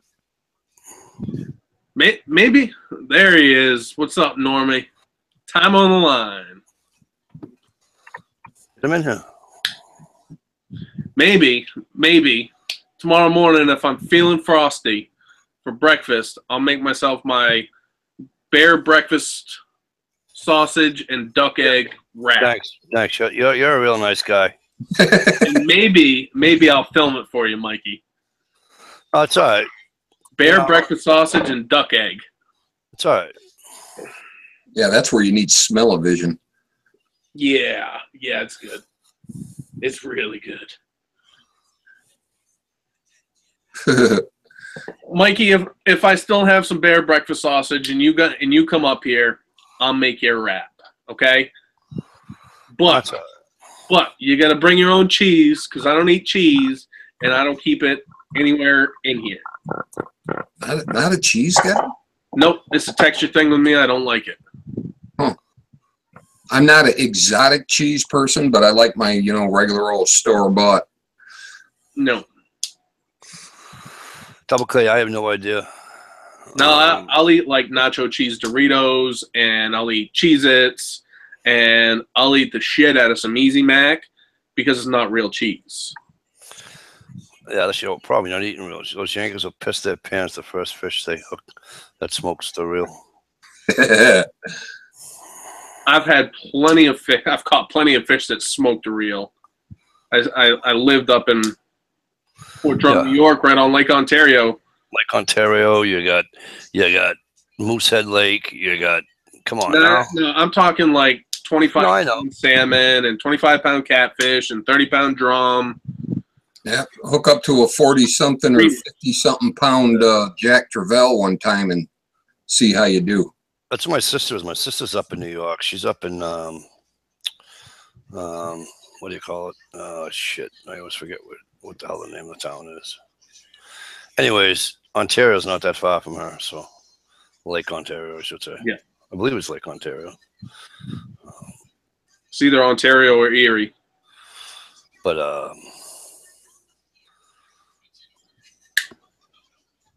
I'd love to get up there and do some fishing. Fuck, even Champlain's got some good fish on it. Yeah, and I moved where I moved is about an hour closer to Champlain too. For me, I think Champlain's only about an hour and a half drive now instead of like a 2 and a quarter, 2.5, something like that. Probably 2. I mean, and it's all highway, so you could probably, you know, you know what I mean. Oh yeah. Yeah, but the cold water fish fight different than the warm water fish. You catch a warm water fish down south, you know, in the salt water or whatever. Oh yeah, they scream. It is night and day. I remember my sister's up in Seneca Falls, New York. Ah, she's in Finger Lake region. She's in the wine country. She works for the National Park Service. Oh, nice. She was down here at the Whaling Museum for a long time.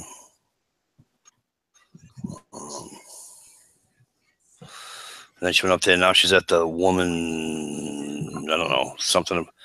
David Misery, how are you? See ya. Thanks for coming in. Norm, thanks for coming in. Norm, if you want to come on, just say the word, brother. If you're still there, don't forget you have an open invitation. If you want to come on, just say the word. Norm would out Yankee us all. Yeah, he would. That man's in the Hudson Bay. Hang on, you guys coming to scratch again. I gotta fix my. Uh-oh. Apparently I moved. He moved. He broke the rule. Right on. But he had to get that nicotine fix.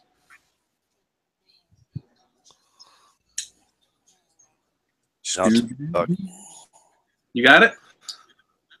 Nah, no. Mama. Yeah. Yeah, that was we used to catch those Jack Travell off the beach or off the seawall in New Orleans, and we'd use probably 12 or 14-inch mullet for bait. Yep.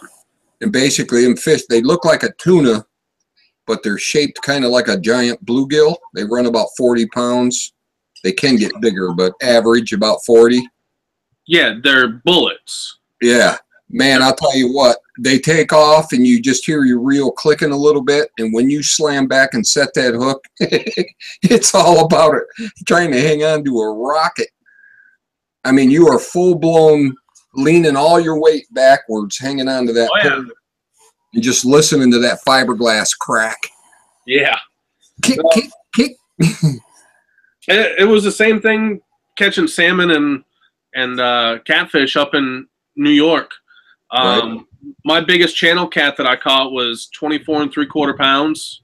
It's still like 8-9 pounds off the state record, but when I set the hook on that thing, it went the opposite way as soon as I set the hook and just dragged me into the water. Yep. Hello. Yeah. Yeah, that'd take that nonchalant pole handling out of your system in a heartbeat. Yeah, and I'm talking, this is an 8-foot ugly stick catfish rod. Right. Made for it with a saltwater reel and 50-pound braid. And I had everything I could to haul that fish in.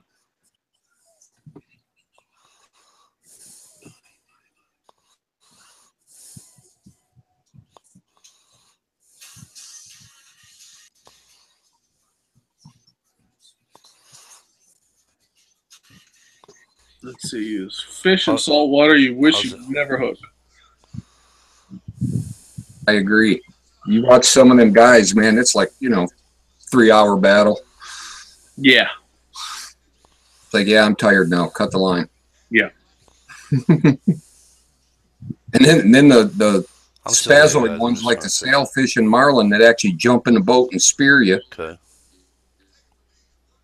Yeah, I'm all set with that.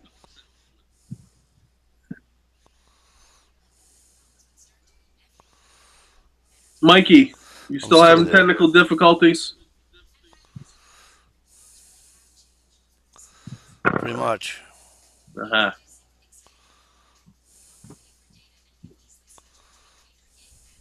Man.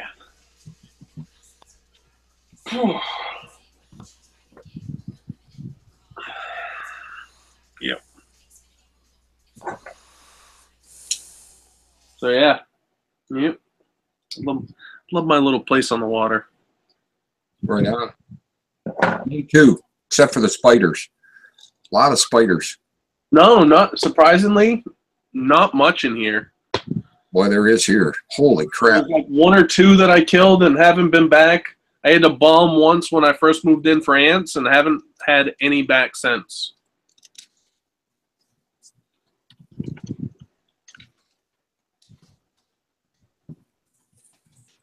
Oh, maybe it's because I don't clean. Actually, I don't bother. I'm a clean freak, so I do my dishes religiously. I vacuum twice a week. Oh, you die in my house. I got 40-year-old carpet.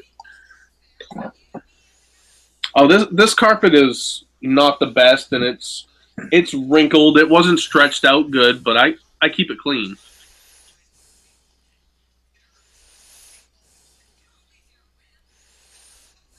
Did you see the internal, Steve? Oh, no. Holy crap. Yeah. Lucky. Yeah. Mine would be cheaper than that when I actually buy this house. Yeah. I ciphered it up. Oh, that's good. Are they going to give you a credit for it, for what you paid? I'm getting it for like way below market anyhow, so yeah, kind of. Oh, that's good. Yeah. Mikey, you still having problems reading us?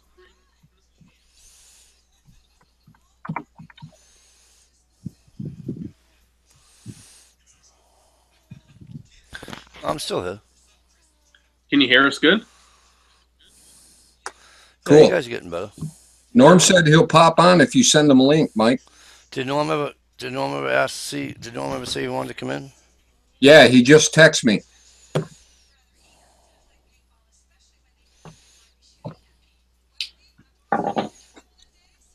Apparently Mikey's not hearing.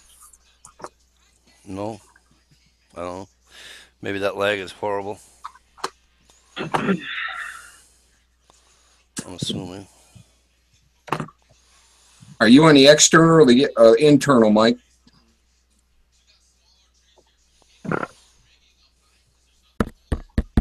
What? Type it in the internal. You just did. What is a hog hauler?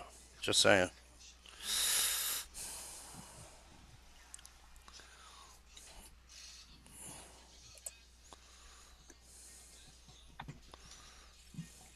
Bueller. Yeah, we can hear you just fine, Mike. Okay. You can't do it now, Stevie? There's a thing at the top. Yeah, I can go to his YouTube Let channel. me try. No, I'll do it from here. I'm not special. I don't get a wrench, so. Wow. Here we go. I haven't earned it yet. I haven't earned it. Sent. That's easy. That's easy. Sent. Sorry. I just shook everything. Can you hear us better now? You guys should have told me not to move. I did.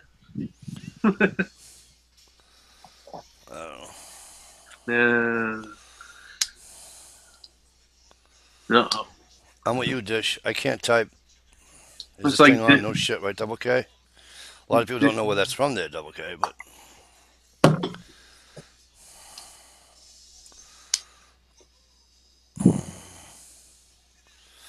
Yep.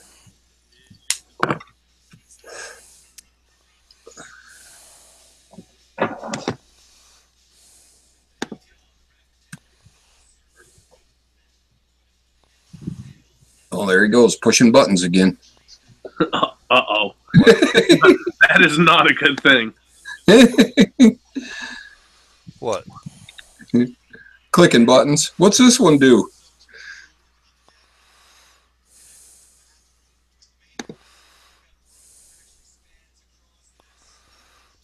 Oh.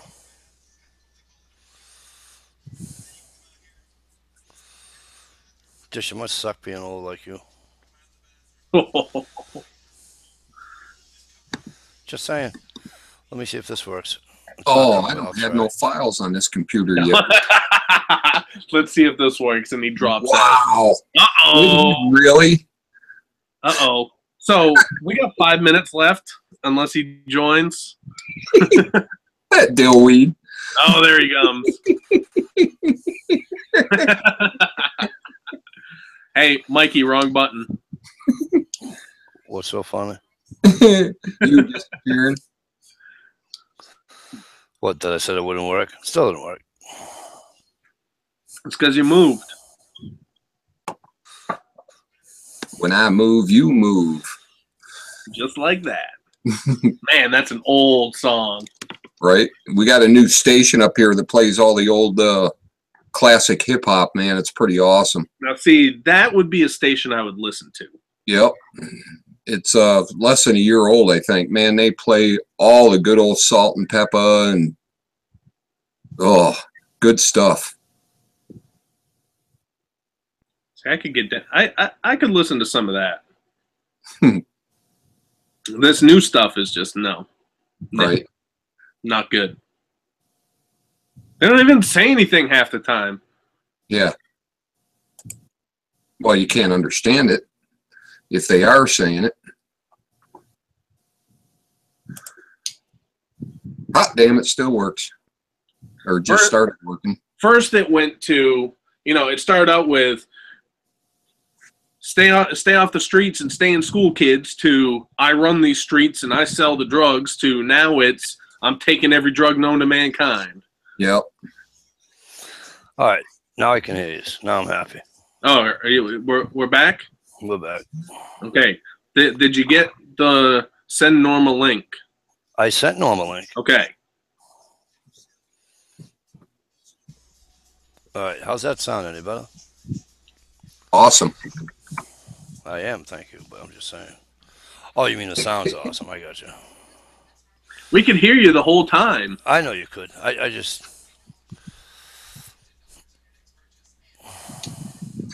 Norm's power just went out. Are you fucking kidding me? Sorry, Norm. See what happens when you push them buttons, Mike? Sorry, Norm. Wait, what's this button do? Looks like the whole town's out. Probably a polar bear chewing on a pole. No shit, right? Smells like fish. Bite it. Boom, boom. Polar bear are seal eaters, by the way. Yeah, right, till they find a garbage dump. Well, that's all bears. Right.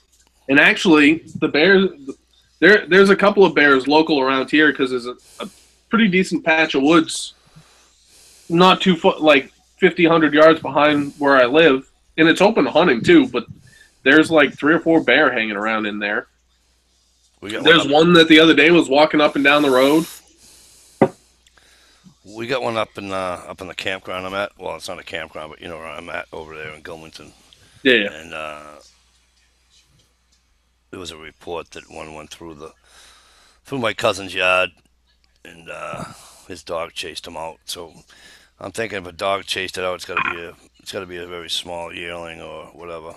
Last year's fucking, you know. Yeah, one that just got kicked because a couple weeks ago it was the breeding season. Right. June, middle of June, end of June, the beginning of July. Yeah, it's the breeding season. It wasn't a mother with a cub because it would have turned on the dog. So yeah, it had. I'm thinking it had to be a young bear. Not that it's you take them any lighter. Like, you don't take them lightly. It's just... Yeah. But there's so many kids up there. And the kids at night, they play... what the hell do they call it? It's almost like... it's almost like hide and go seek with flashlights. Flashlight tag? Yeah. Or whatever it's called. Yeah. So, and a bunch of them will go hide up in the woods. And... I don't know. I don't need any issues. Norm says power's back on. Norm, your invite's still there, kid. I have to keep backspacing my mean comments away. Oh, thank you, Dish. Look at that. You're being nice on your own birthday.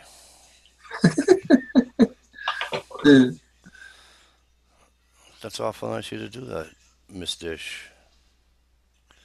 She's breathing heavy too. But oh, I just thought of something mean to say about that.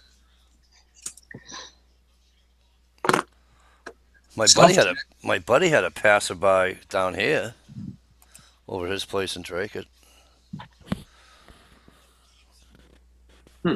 I say passerby because there's only a couple of prints and it was gone. Yeah. There hasn't been any, he hasn't seen any tracks since, so it's probably just passing through. Yeah. Could be. Very much eat over there anyway, so. I had to let it out a little. Yeah. Well, he's only got 20 acres over there, so it's only, that ain't enough acreage for a bear to survive on. No, but you can bring him into it. Right, but,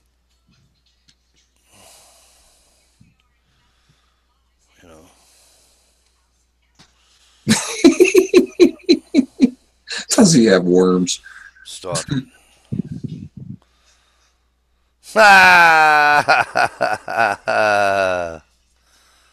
Things that make you go,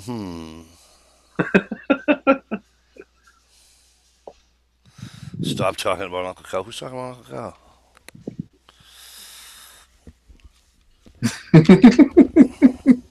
Right? Yeah.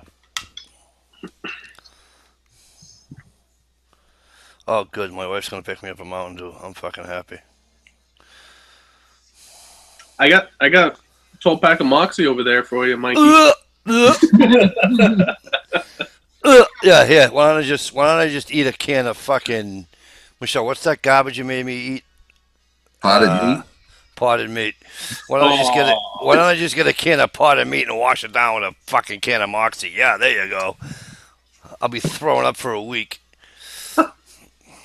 John Solar said he would send me a 6-pack of that if I PM'd him, and I keep forgetting, damn it. A 6-pack of what? Potted meat or... Moxie, I want to try it. Yeah, Johnny Solar, they got it up his way. He's not far from me either. I got a can of B&M baked beans and B&M brown bread too, Mikey. Thank God you live by yourself. Ah, the joys. Fucking sheets will be going like this tonight. No, I had bear meat tacos tonight. Oh, will you stop? Because I'm just going to come up there just for the bear meat and then go home. I'm going to piss them off. You ready? I'll meet you down the bottom of Oh 89. no,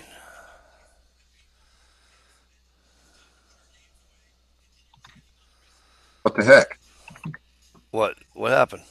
I don't know. He just dropped out. Bye, Brian. Maybe he found his lure. No, just kidding. Die, Mr. Let It Die.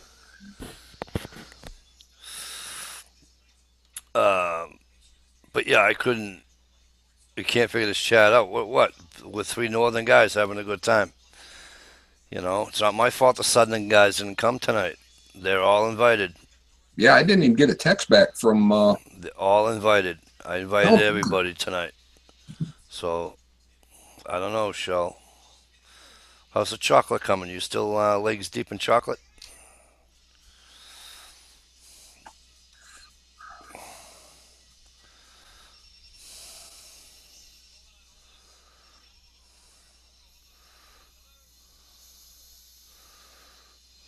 It's all good, Dish. It's all good. It's all good. Yeah, so my button. That explains a lot. My button's broke. I think she was talking to Dish. Oh. You see it all just flowing now? No.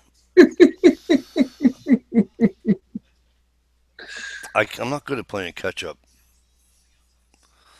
when it comes to all that stuff because I lose in between, you know. But it's almost time to go scouting, Stevie. Right.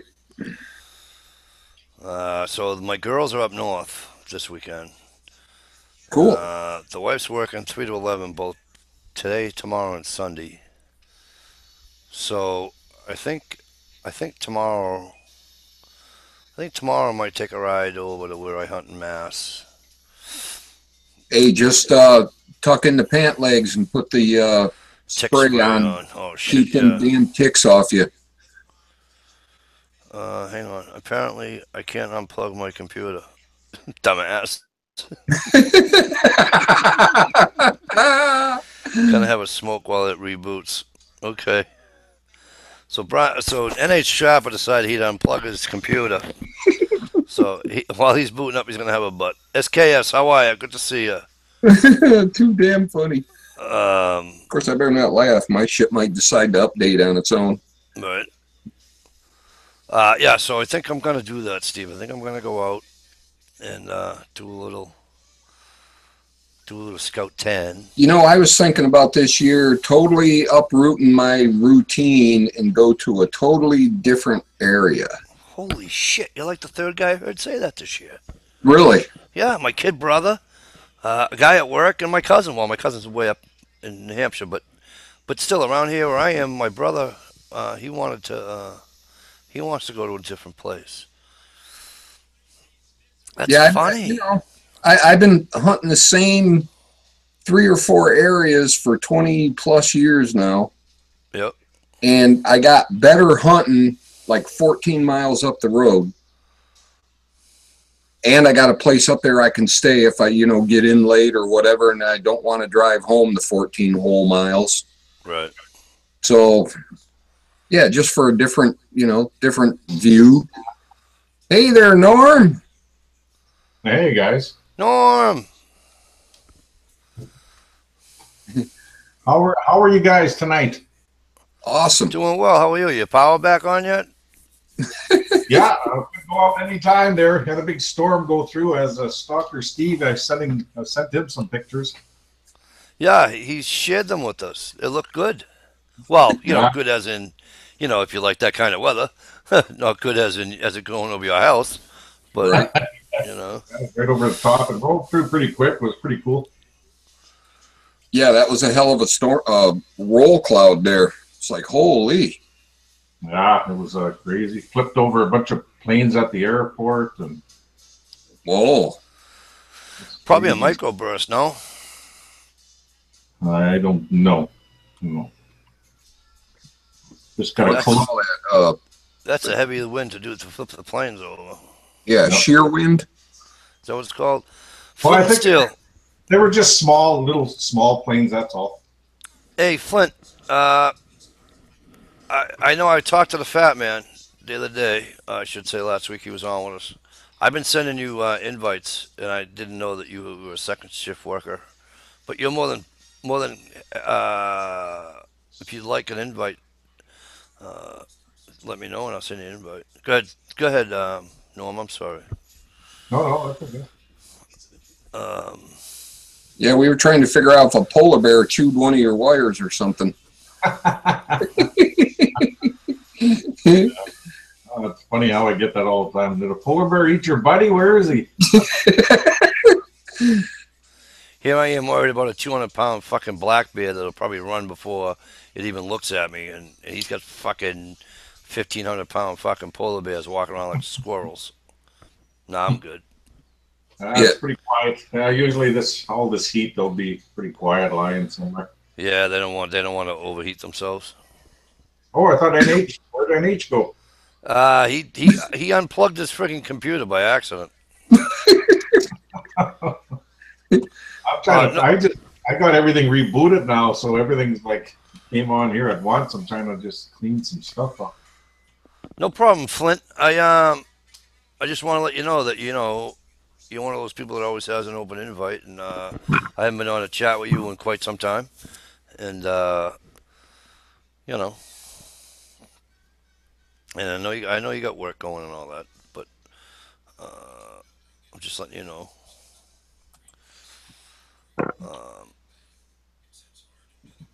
So I'll tell you what, I got in the 50s and low 50s, real low 50s the other day. You must be in your high 40s at night, Norm. You must be getting some cool weather at night now. Let's see. I'll convert for you guys. That'd be good. Yeah, I think it's going down to right now it's 65. Yep. It was 82 today. Yeah, it's warm, huh? Hey, that's pretty good math. Yeah. But that's pretty high for here. Now it's going to be like 58, 58, 61, 65 the next week. Michelle, I think he hit the button that shut everything down, and he's having a butt while it boots back up again, he said, so. You know what I'm saying? You guys cooking down there or what?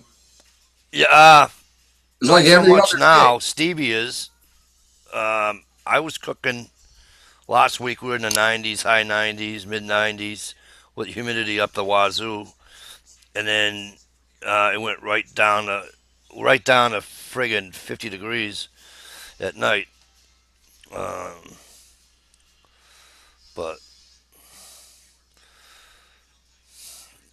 Yeah, that's good for me. Yeah, that's not too bad. You know no, what? not at all. It's just that it goes, 50-degree intervals. You know what I mean? It's just there's nothing in between. Holy crap! There's a lot of crap popping up on my computer. Oh boy, it's because it didn't shut down right. Yeah, so it's all coming on. It could shut down any time again. Yeah, that was a good one that went through. You know, Mikey, I don't know about you, but here, this is like the third year in a row I have not had hardly any mosquitoes. I haven't been up north, but here in where I live, where I'm currently at right now, I concur. I have not been bit by a mosquito all year. Isn't that bizarre? Which is kind of odd for me because usually at dusk or whatever, I'm out back trying to look to see what's the little patch of woods behind my house. It's probably 2 acres of woods behind my house. And I got some wildlife back there, but so I always try to, I'll bring dinner leftovers out there. You know what I mean? And right. Usually, as soon as I walk down into the backyard, I am attacked. Yeah. By mosquitoes, and I haven't been attacked by a mosquito, and I can't tell you how long. Just trying to get the chat. Yeah, I haven't seen a horsefly. I haven't seen anything. But like I said, I haven't been up north yet. So,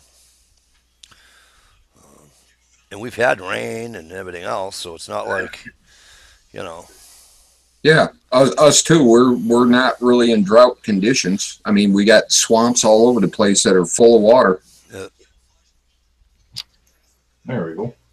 Um, Back up and running. Got everything there now. Cool. And that's when it shuts down. all right, Flint. Thanks for popping in and saying hi. Good seeing you, man.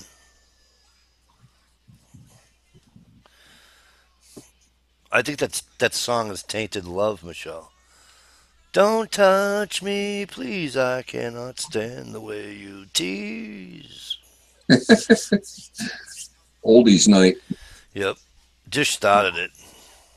Don't freaking stop, man. Keep going. Go hard.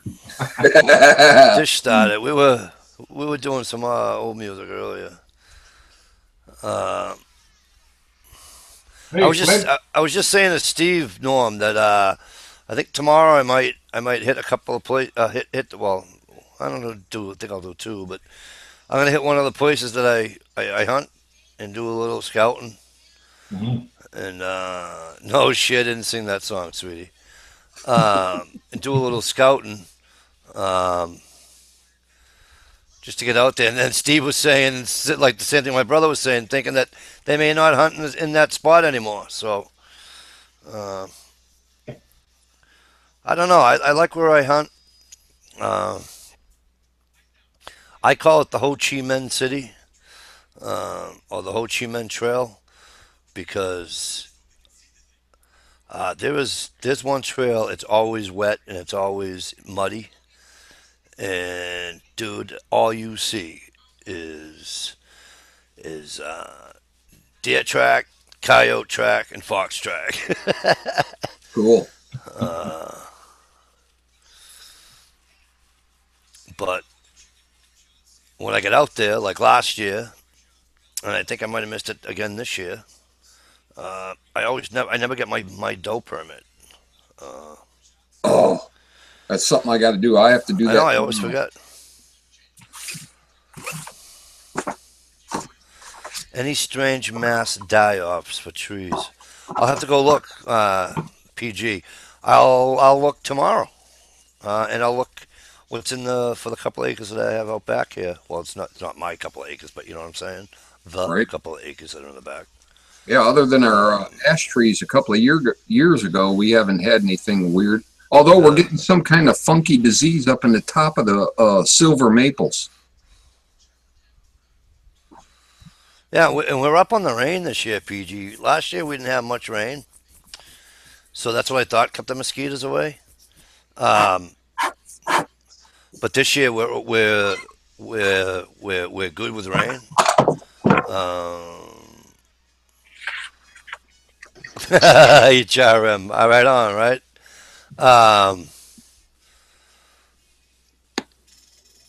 So yeah, PG. I don't know. We've had plenty of rain here. Ugh.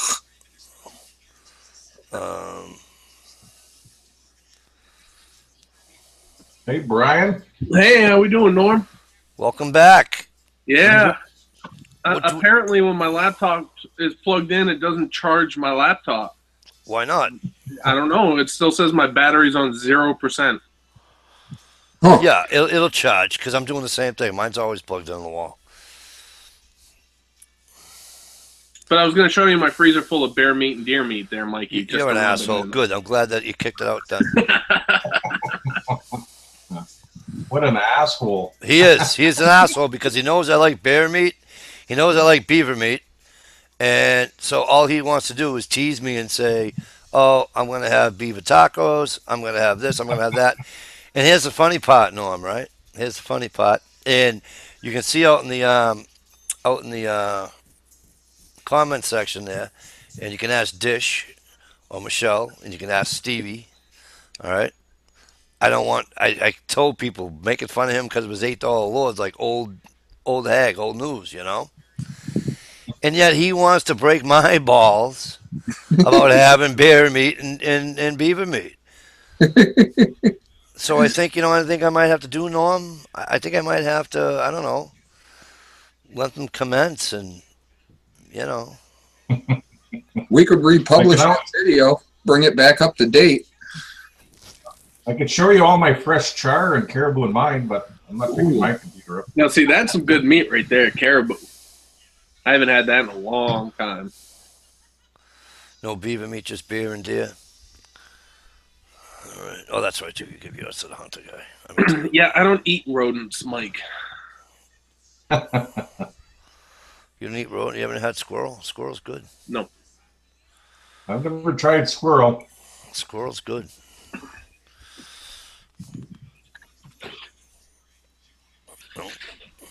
Oh, yeah. I do love meat, Michelle. There you go, Mikey. There's the breakfast sausage, all cooked up, ready to go. That's the bear breakfast sausage. Dish, what's the number after 7? What? Dish. How many lures dished? 1, 2, 3, 4, 5, 6, 7, 8.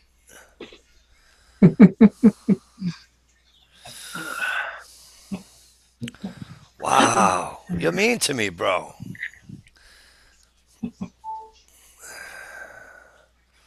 That's it. I'm gonna buy you an $8 lure and send it to you.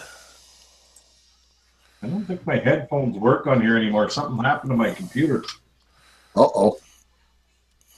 I think it upgraded, and then all of a sudden, I think I have to go. Yeah, Mike's having the same problem. Dish, what are you talking about? I never spent $8 on a lure. And I never made fun of him either. Yeah, Don't right. lie. Yeah, Dish, don't lie. When we went ice fishing this fucking winter, Yeah. that's all you talked about. Hey, That's I think not true. You got that magic $8 lure to catch that Laker? That's not true. I did not say that. I said, I hope you didn't bring an $8 lure, is what I said. Close enough. And you said, really? You haven't been out yet? You haven't been out of your car 60 seconds. But you had just gotten out of your car.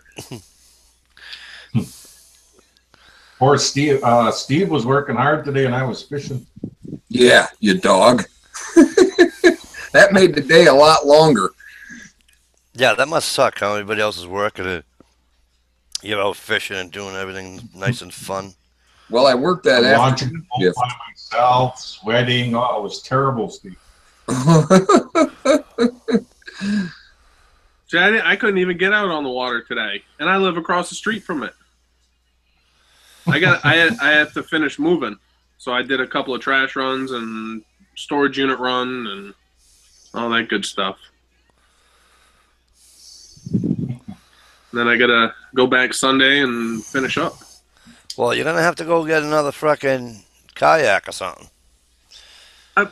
It's single life, man. I'm on a budget. I don't care. Steal one. Budget nothing. You can I eat. can't be coming up there fishing and just standing on a dock, you know. No, you can't stand on any of the docks because it's all the yacht club and private. Right. So exactly. You're making my point. So, go to Ed's, steal one of his, and then come down. Or have that's not a 5-hour trip. Or have Ed, you and Ed come here and have Ed bring an extra one with him. Right. We'll figure something out. Up squabbling. Sorry. We'll figure something out. Yeah, I don't have to go scout my areas. I know there's always meat there. Right? Yeah, I have to. I mean, I know they're there, but it's catching them at the right time. Right. Well, that and somebody might have built a house right where you used to hunt. So. Well, not on this because I'm hunting on a WMA. So. Yeah. That's it not... ain't open tundra, and we can see 6 miles down, 6 miles in front of us. Right. Yeah. It's always nice around here, though. There's hardly any people, and there's a lot of caribou, lots of moose around. So. Now, is that Churchill area, is that seasonal, like busy during the summer, and then everybody goes away for the winter? Yeah. Yeah, definitely. It's like Didn't like the cold. right now, you know, the train is out due to the big washout, so that's another story. But you know, usually right now there's the big beluga whale tourist season, then it'll move into the polar bear season. There's even a birding season here at the beginning. Yeah. Now, when's the polar bear season for you guys? You know what? That'll start, you know, mid-September. Until pretty much ice out when they can get out on the ice. End of September. So usually end of September. Yeah, it'll happen till it freezes over. Yeah. Yeah. I mean, you still have the local bears hanging around, though, right? No, then after that, they're all gone. No, I mean, like, right now, you got local polar bears that just hang around. Well, yeah, right now, just, you know, sometimes one will wander through, but it's too hot for them to move anywhere. Yeah. So they really don't want to be, like, you know, out in the willows or digging a bank in a river, trying to hit the permafrost and stay cool. So they're not really, Okay. very seldom one will come through town.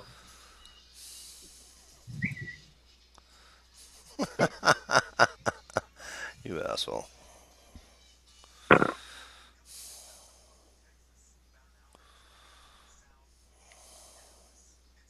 Are those beads hanging across your door, Steve? Beads? Yeah, you know the 1970 fucking beads going through the fucking.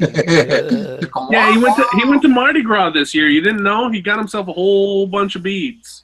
No, that's grandma curtains. Oh. Little lacy grandma curtains. Lacy grandma curtain. Dude, I'm telling you.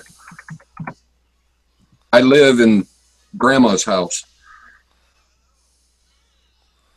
Yeah, I got a video I worked on today or this morning, and that's doing some beluga whale watching. Cool. Yeah, I saw your Instagram post on that. Pretty interesting. Yeah. Now that's there. Sorry, Steve. the white whales? Yeah, the beluga whales, yeah. Okay. They're always white? Mm-hmm. Okay. The real newborns are gray. Right on. And they're really ugly, right? I guess They got that.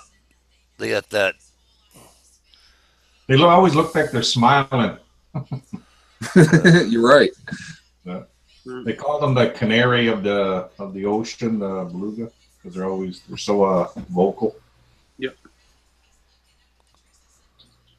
But they're pretty cool. They come up right to the back of the boat, you know, and I'm not sure if they, you know, like it's, you know, I just moved back here, so it's been a while. I know when we were in the river before, they'd come behind the boat a bit, but apparently now they'll come right behind the boat, especially if you got I think you know, the quieter the motor, obviously, the better, right?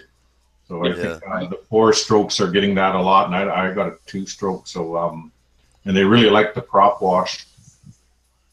Are a lot of them getting hit up there because of that, or? No. Oh, that's good. None at all. I've never heard of a whale being hit here. But it's nice just to sit there. You've seen the Instagram post or whatever, and it's just, you know, they're just all around you. They surround you, and that's all you hear is whales, you know, breaching and blowing. And That's awesome, though. Yeah. Hoping you'll fall out. We have an issue. We have an issue up here with whales beaching themselves. yeah, I see that a lot. Oh, it's like they have no idea why they're doing it. You know, there's occasionally you know, white one will die around here, and then polar bear will feast on it all summer. Yep. Oh, I didn't think they were that big. They're about on an average about 1,500 kilograms. Just over 3 tons. 3,000 pounds. 1,500. Yeah, roughly about there. Yeah. Wow. Like a ton and a half. Yeah, 1,400 kilograms. I think the average male is. that's big. Yeah, and they live till for about 40 or 50 years. Or it's been a while, 35 to 50 years, I think. something like that. Yeah, because you were born and raised up there, weren't you? Yep. Now, when you moved out of Winnipeg, did you stop being a Jets fan? Hell no. Oh. You a Bruins fan now? I hope. No, still a Winnipeg Jets. Sorry to hear that. It's all right though, Hey, we can't all be perfect, right, Mikey? right? Oh, did you see what I did when Norm had his chat one night? And I went in and I went, "Go Bruins!" And what's her name? I always forget her name. Jen? Yeah, she's Well, like, "Go Bruins!" He's in Ottawa. Or the Yeah. Ottawa area. Yep. Well, Jeff's a Bruins fan, but he's also a Jets fan. I believe. That's So. all right. Swamp Donkey? Yeah, Swamp Donkey. Yeah. He is a Bruins fan, but he's also a Jets fan. I used to be a Boston Bruins fan. Back in the glory days, Bobby Orr and all them. The Jets left and didn't have a team, so I was Boston, and then I decided, you know what, I'm going to pick a Canadian team. Then I went to Toronto because everyone hated them. Right. Yeah. I like the Toronto Maple Leafs. Yeah, so everyone was always, they still do bash the crap out of them. So Gilmore was awesome for them. I can't stand the Habs. No, that's just I'll never root. I will never root for the Canadians, Montreal Canadiens ever. Can't. That's like a sacrilege. That'd be like me rooting for the fucking New York Giants or the New York Yankees. I'm sorry, I won't make fun of your Yankees, honey. Thank you for my Mountain Dew. My wife's a Yankees. My wife's a Yankees fan. Oh no, you married a Yankees fan. I married a Yankees fan. Shame. Let me tell you something. I couldn't. Oh my God! Let me tell you something. Okay, my wife and my oldest boy, when the Red Sox came back and beat the Yankees in 04. In 04, okay, it gave me great pleasure to wake them both up at midnight to let them know their team sucked. Brianna's, you can have it. It's a BLT. So Norm, who are the Jets' biggest rivals? They're still working on that, right? Right. They're too new to Winnipeg, and right now, if you look for a rival, I guess it would be the Blues. I was gonna say St. Louis ought to be right. Yeah. So that would be like you marrying a St. Louis Blues fan. That's Mikey's predicament. Yeah. Yeah. Well, the one team I would love to see come back is the Nordiques, the Quebec Nordiques. Yeah, the old Quebec Nordiques, eh? Yeah. Oh, remember the old Nordiques? Yeah, it's like me missing the Hartford Whalers. Hartford Whalers went to Carolina, didn't they? Carolina, yeah. In the Hurricanes. Where'd the Nordiques go? I think so. Yeah. The Quebec Nordiques? Yeah, they didn't become Colorado Avalanche. Yeah, they're the Colorado Avalanche. Oh, that's what the Minnesota North Stars became the Dallas Stars. Yeah. Now it's the Minnesota Wild. Yeah. That's a shame, too. Yeah. I miss the North Stars. Atlanta used to be the Atlanta Flames, which became the Calgary Flames. Yep. Steve, I keep forgetting about my freaking. I gotta do that this week coming up. Oh. Oh, that. Yeah, Jesus, every time I'm like, son of a biscuit basket. That's the first thing to go is the mind. Yeah, how are you? You asked that. Where's the wolf? It's on that side of the wall in the hallway. Oh, I can't look at that. Well, at the old place, it used to be right behind him. I know. Well, this place is a lot smaller than our other house. My dad built this house. Oh, awesome. And then I completely renovated it, and then added on a bunch more square footage and modernized it. And Now, was it still in the family, or did you have to rebuy it, or? no, I sold it when I left about 16 years ago. Ah, okay. And then when I came back, I just, I just asked the girl if she's willing to sell. She said, okay. Got lucky. Yeah. That's nice to know, Well, because I remember before this happened, I know you had like a 3 to 5 year plan. You wanted to move back up there, and then you made a trip up, and then all of a sudden it was like, oh yeah, I'm moving. It's like, whoa, that happened pretty quick. Yeah, I just, my wife took the job that was offered to her. That's what it was. Yeah. So it was just, it worked out good. And our house sold really fast, and everything fell into place. So it was nice. It's nice when that happens, isn't it? Yeah. Except for what movers are like. Oh my God. Yeah. Oh yeah. They don't give a shit about nothing. You know what? That is so disappointing when people are so unprofessional like that. Yeah. It's just, it's just brutal when you treat people, might not mean nothing to you, but you still should treat it like that. Like it is yours, and they just beat the shit out of our stuff. We were just so disappointed. We would put it this way: it would have been better off selling it all. Yeah. Wow. Yeah, that's why I just moved myself. I don't trust anybody to do it. Yeah, they just beat the shit out of it. We're missing some stuff, and what do you do, eh? Yeah, it probably would have been better just to get rid of it all, and I knew that's how brutal it was. Yeah. No, Wow, that's bad. when we were leaving the military, it was great. They came in, they packed up everything one day, then the next day they hauled it all away, and we didn't have to worry about it. We told them where we wanted it delivered, and we got there, and we were missing like 8 boxes, and we had stuff that was damaged, and it was like, really? Yeah.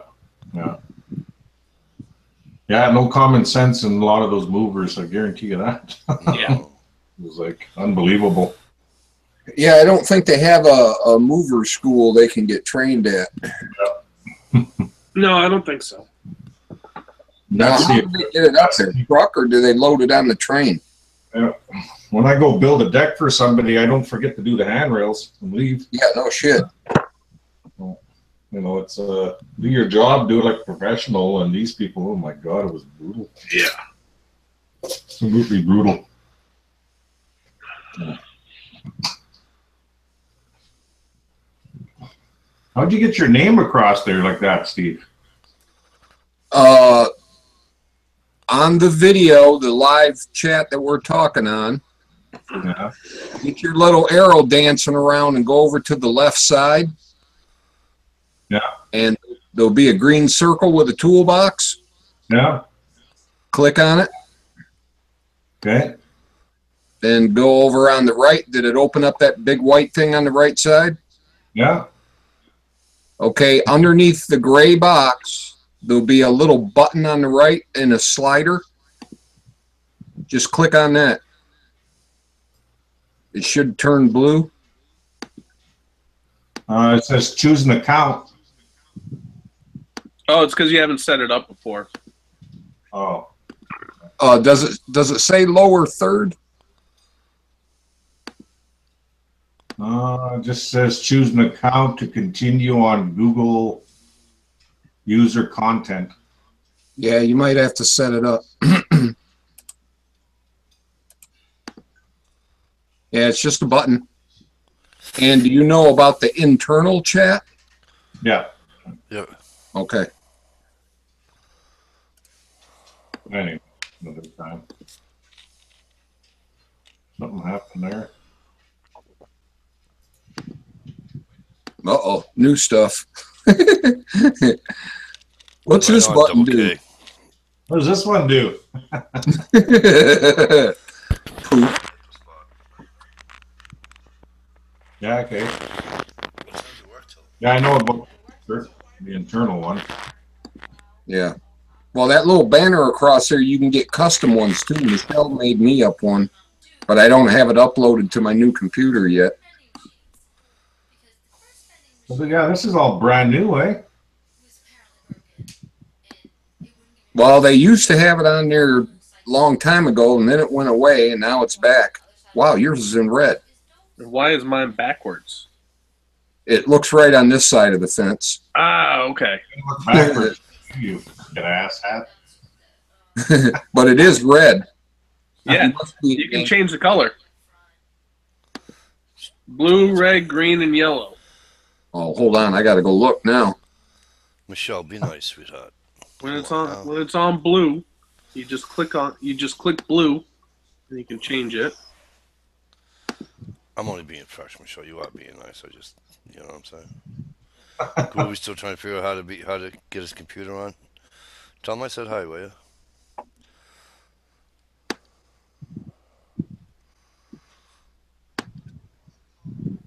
So when I said I was gonna go scouting, I got a question for you for the three of you and for everybody in the group chat. So I go to this one specific spot. There's like 3 or 4 apple tree, wild apple trees, and I always see the does eating from it. And then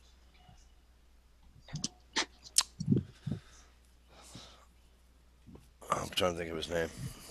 Really doesn't matter about his name. Anywho, this guy I know, he saw the 6-pointer come in.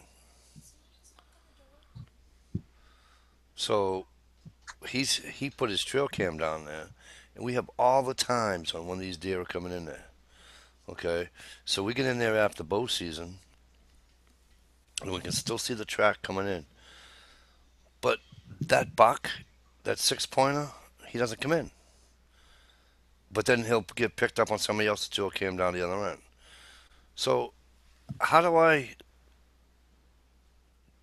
don't know. I don't know whether to just to just move my spot from the position that I'm at. So go from the trail cam at the apple trees to the trail cam where he was last seen. Yeah. Okay, so what's happening is when you guys are scouting this time of year, they're in their summer pattern. Right.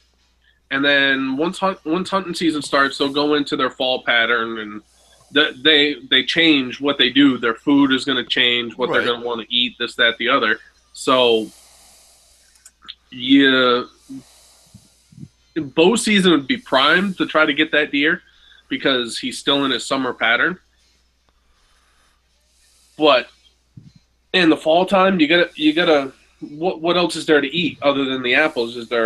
Are there oaks around or anything like that? There's a bunch of beech nut trees. So depending on what the harvest is, if there's a lot of beech nuts on the ground, then that's probably where they're headed. Georgie's in here. Because I do my best. I do that when I'm hunting anyway, especially when I'm up in Maine. You know, I'll find an oak tree or find, beech nut trees or what have you. Yeah. Always go to food or water. Can't go wrong there. But you know what's funny when you say go to food or water? So we have this creek that one of the places that we go to up there in Maine. We have this creek, but it's wicked loud, and it drives me shithouse because I like to hear what's coming. On the other thing, I can't hear because of the creek. On the other side of that, they can't hear you either. Good point.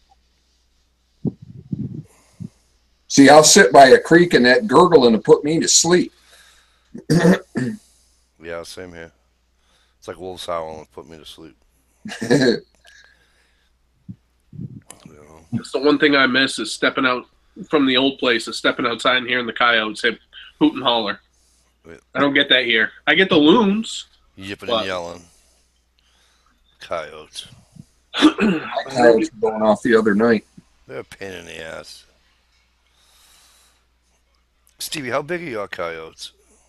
The big ones run about 40 pounds. On average, about 25, 30 maybe.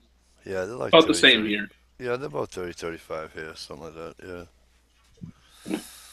The male I caught this year was 33 and a half ish. Yeah.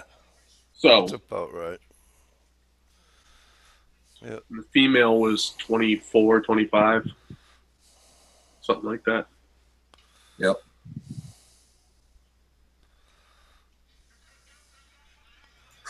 But if they're eating good. Why can't I get mine to work here? What am I doing wrong here, NH? I have no Okay, idea. You gotta so ask what you Michelle. what you need to do is I'm in the Hangout toolbox here, and it's Yep. I got to pick my yellow. I just picked, and then a display name, time on the line. Then what else? What am I missing? you got to make the screen a little bit bigger because there's a slider next to the. It'll say at the top lower third, and then have like a phone. And then if you open it up a little bit further, there'll be a slider, and you got to click the slider. Hey, I'll be right back. Right on.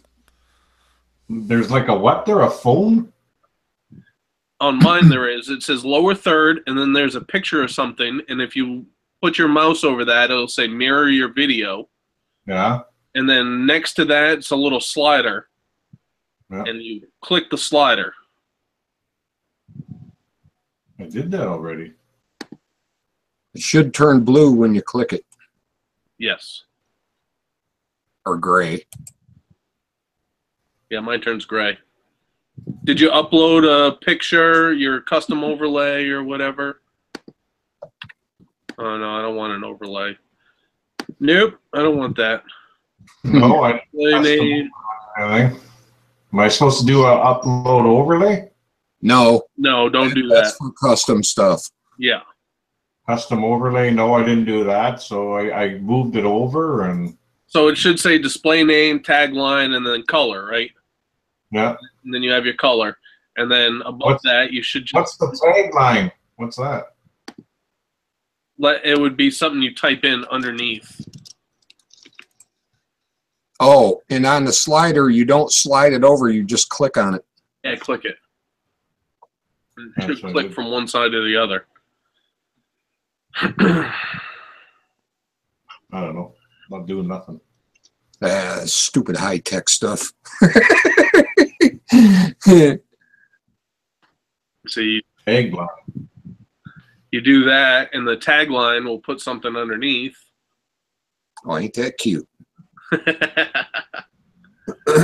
Well, you can, that's kind of cool. You can put, if your channel name is different than your chat name, you can put your channel name or whatever. Yeah.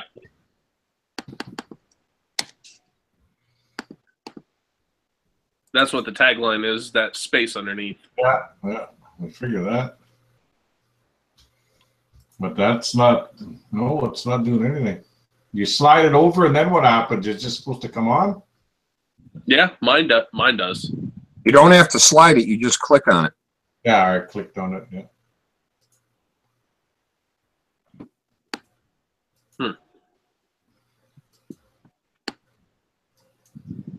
I don't know what's going on there. Interesting. Very interesting.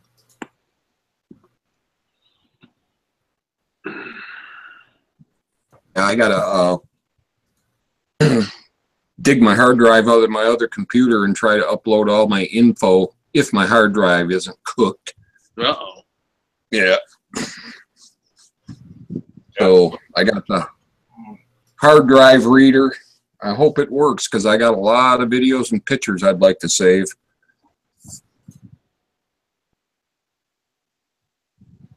We'll see.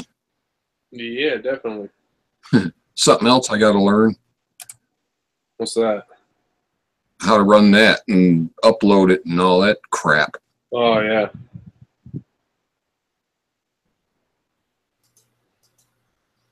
Oh, Michelle says he's got to do a lot more to get it working. I never had to. It just first time I clicked on it, it started working. Yeah, same with me. I don't know what's going on there. How hot is this chick with her tattoo on her buns? I love it.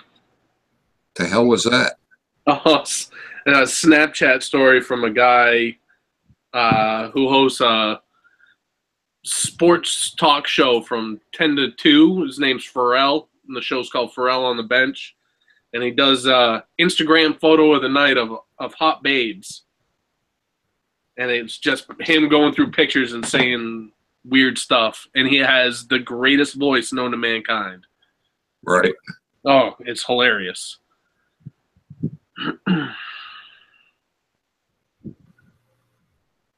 Oh, Michelle says you have to allow it to work. And you also have to be verified. So the next time, click it on or whatever and do your business. The next time you reboot on a chat, it may work. Oh, okay then. Maybe. Try it on the time on the line chat next time.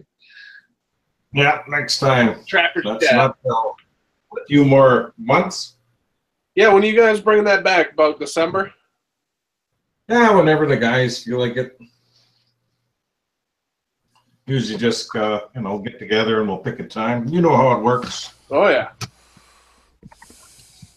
So see how that goes. And But it was nice to have an American represented on the chat with Stu. Stu's a good guy. oh yeah, he's a good guy. Do I know Stu? Coon Creek Outdoors. Who was it? Coon Creek Outdoors. I don't think so. Good guy.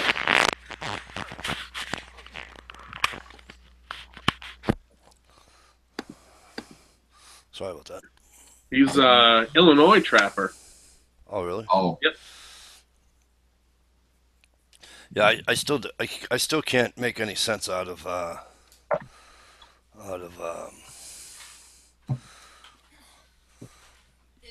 Massachusetts being able to trap bobcat, not New Hampshire. Yeah. I'm really looking forward to frickin' trapping full time again. Oh, Yeah, I'm not going to be doing that much, Norm. I'll do some predators, some fox and coyote trapping over at my buddy's place, but other than that, unless they're paying, I really can't do it this year. It's not that I don't want to, it's I don't have any room to put up any animals and stuff like that, so. I was just getting all my numbers together here for my tent frame. Yep. We're gonna build a floor. I'm gonna build it all here, just screw it together, and then rip it all apart and number it and slap her together about halfway on my line. Oh, is that going to be so you can run a longer line? Yeah, so I can work my way to it, and if I'm tired at the end of the day, I don't have to go all the way back. Yep. Yep. Wasting gas, you know. Right now it's $1.70 a liter. Ooh. How much is a liter? Is that a gallon? 3.76 liters is a gallon. So it's a half a gallon for $1.70? What'd you say it was, Norm? 170 what? $1.70 a liter. 3.76. You're talking $6.39 a gallon. yeehaw. Well, not cheap here. 39 cents a gallon for fuel up in Canada. That's a lot. Northern Canada, it's because we're remote, and Yeah. you know, actually farther up north, it's cheaper than us. Because I get subsidized by somehow, I'm not sure how it works, and Yeah. Nordevent, whatever the hell you call it. yeah, none of it. Yeah. And then it's like $1.05 or something a liter. So they're still paying like $3.15, $3.10, $3.15 a gallon. What do you guys pay? I'm paying $2.20. Yeah. That's about what I'm paying. Yeah. A gallon. A gallon. No. I hate you guys. And he's not even that far from and Brian's not even that far from the border. Me? Yeah. Yeah. I'm still a 2 to 3 hour drive away from the border. Maybe 2. Yeah, but see, it all works out because it takes us a lot more gas to get up to Norm's place than it does for Norm to get up to Norm's place. So, Right. see, it's all good. See, Norm, we're paying about At 220, we're paying about 58 cents a liter. Holy shit! 58, Can only 59 dream of that. cents. I smell black market. Yeah, no kidding. Meet us at the border. I'll sell it to you real cheap. Now, can you get to your trap line, Norm, this time of year? Say that Can again? you get to your trap line this time of year? No. Nope. Only when it freezes over? Yeah. I'm asking for a chopper right now, seeing how much it is, and kind of like I wanted to fly in there, me and the wife. Yep. And maybe some, some summer work where, it's too cold, or at the end of the year, end of March. You can do it in March when it warms up a bit, but maybe even flying in, then after that, canoeing down the North Knife River to the Hudson Bay and just get a buddy to pick me up in his boat. Yeah. That's a So we're trip. thinking of that, but they didn't get back to me with the chopper price yet. I'm going to guess $1,500. Oof. That's a lot of money. That's a lot of money. Yeah, but you know what? What do we pay on vacations? You know, if I go rent a cabin up north and drive up there and spend the week up there, it's $1,500 easy. Yeah, that's the way you look at it, eh? Yeah. But I'm just, if you wanted to do stuff around there, be a lot easier doing it this time of year. Yeah, you got the climate and everything, but you don't have the cold weather. Yeah, just, if I can drop stuff off there and like at the end of the season and some wood, and then throw up a deck and some other stuff, maybe even throw some paint on it for now till I figure out what I'm going to do with the siding, just stop the weathering and just stuff like that. Yeah. You had another polar bear break in. No. Didn't you have one a couple years ago? No, I only had one polar bear break into my cabin. Oh, okay. Wow, knock wood. Yeah, it's pretty far inland for them. It's unusual that the bear was even that far in, but the problem now is it's starting to warm up here, and now we're starting to get barren land grizzly bears. Yeah. Grizzlies are starting to come, and there's a great big one up the coast there at Seal River, which is about best guess right now. It's been a long time, maybe 40 miles, something like that. But he said the chopper came down low to get a picture, and the bear just charged it. Like didn't even blink twice. That grizzly bear and just wanted to take the chopper out of the sky. But he's just ripping cabins up like nothing, just like a polar bear. There's some pretty big barren land grizzly bears around here. So other than that new bear, the barrens coming in, was it just polar bears up there, or did you get black bears or anything like that? Oh, there's no black bears. I got a video I took at the end of the year that I caught a black bear at my cabin there. I didn't shoot him or anything. I've never shot a black bear. I wouldn't even know what to do with a black bear if I even got one. Grind it up. Make exactly. hamburger out of it. My brother's an incredible bushman, my older brother. Yep. He's in a couple videos there. My brother Fred, he's like, that guy is just like, he's just a wizard in the bush, for everything. And I mentioned a black bear, and his eyes is. Oh yeah. Oh yeah. He's like, get that. Yeah. No, bear meat. Black bears at least. You gotta be worried about the trichinosis. Yeah. So you got to treat it like you would pork. You got to cook it to like 160 or 180 and hold it there for a couple of minutes. So if you're doing like a roast or like a pulled pork style, low and slow, couple hours, bring it slowly up to temperature so it's not tough. Or like what I did, I ground it all up into burger, and I make chili and tacos and pasta meat sauce with it and stuff like that. The bear track was about the size of my hand, so I don't know how big that bear would be. I don't know. Yeah, you're probably looking right around a 300-pound bear. Yeah, I've never like, you know, in the lifetime like around the north here, I've seen a handful, and you know, nobody really hunts them here or anything.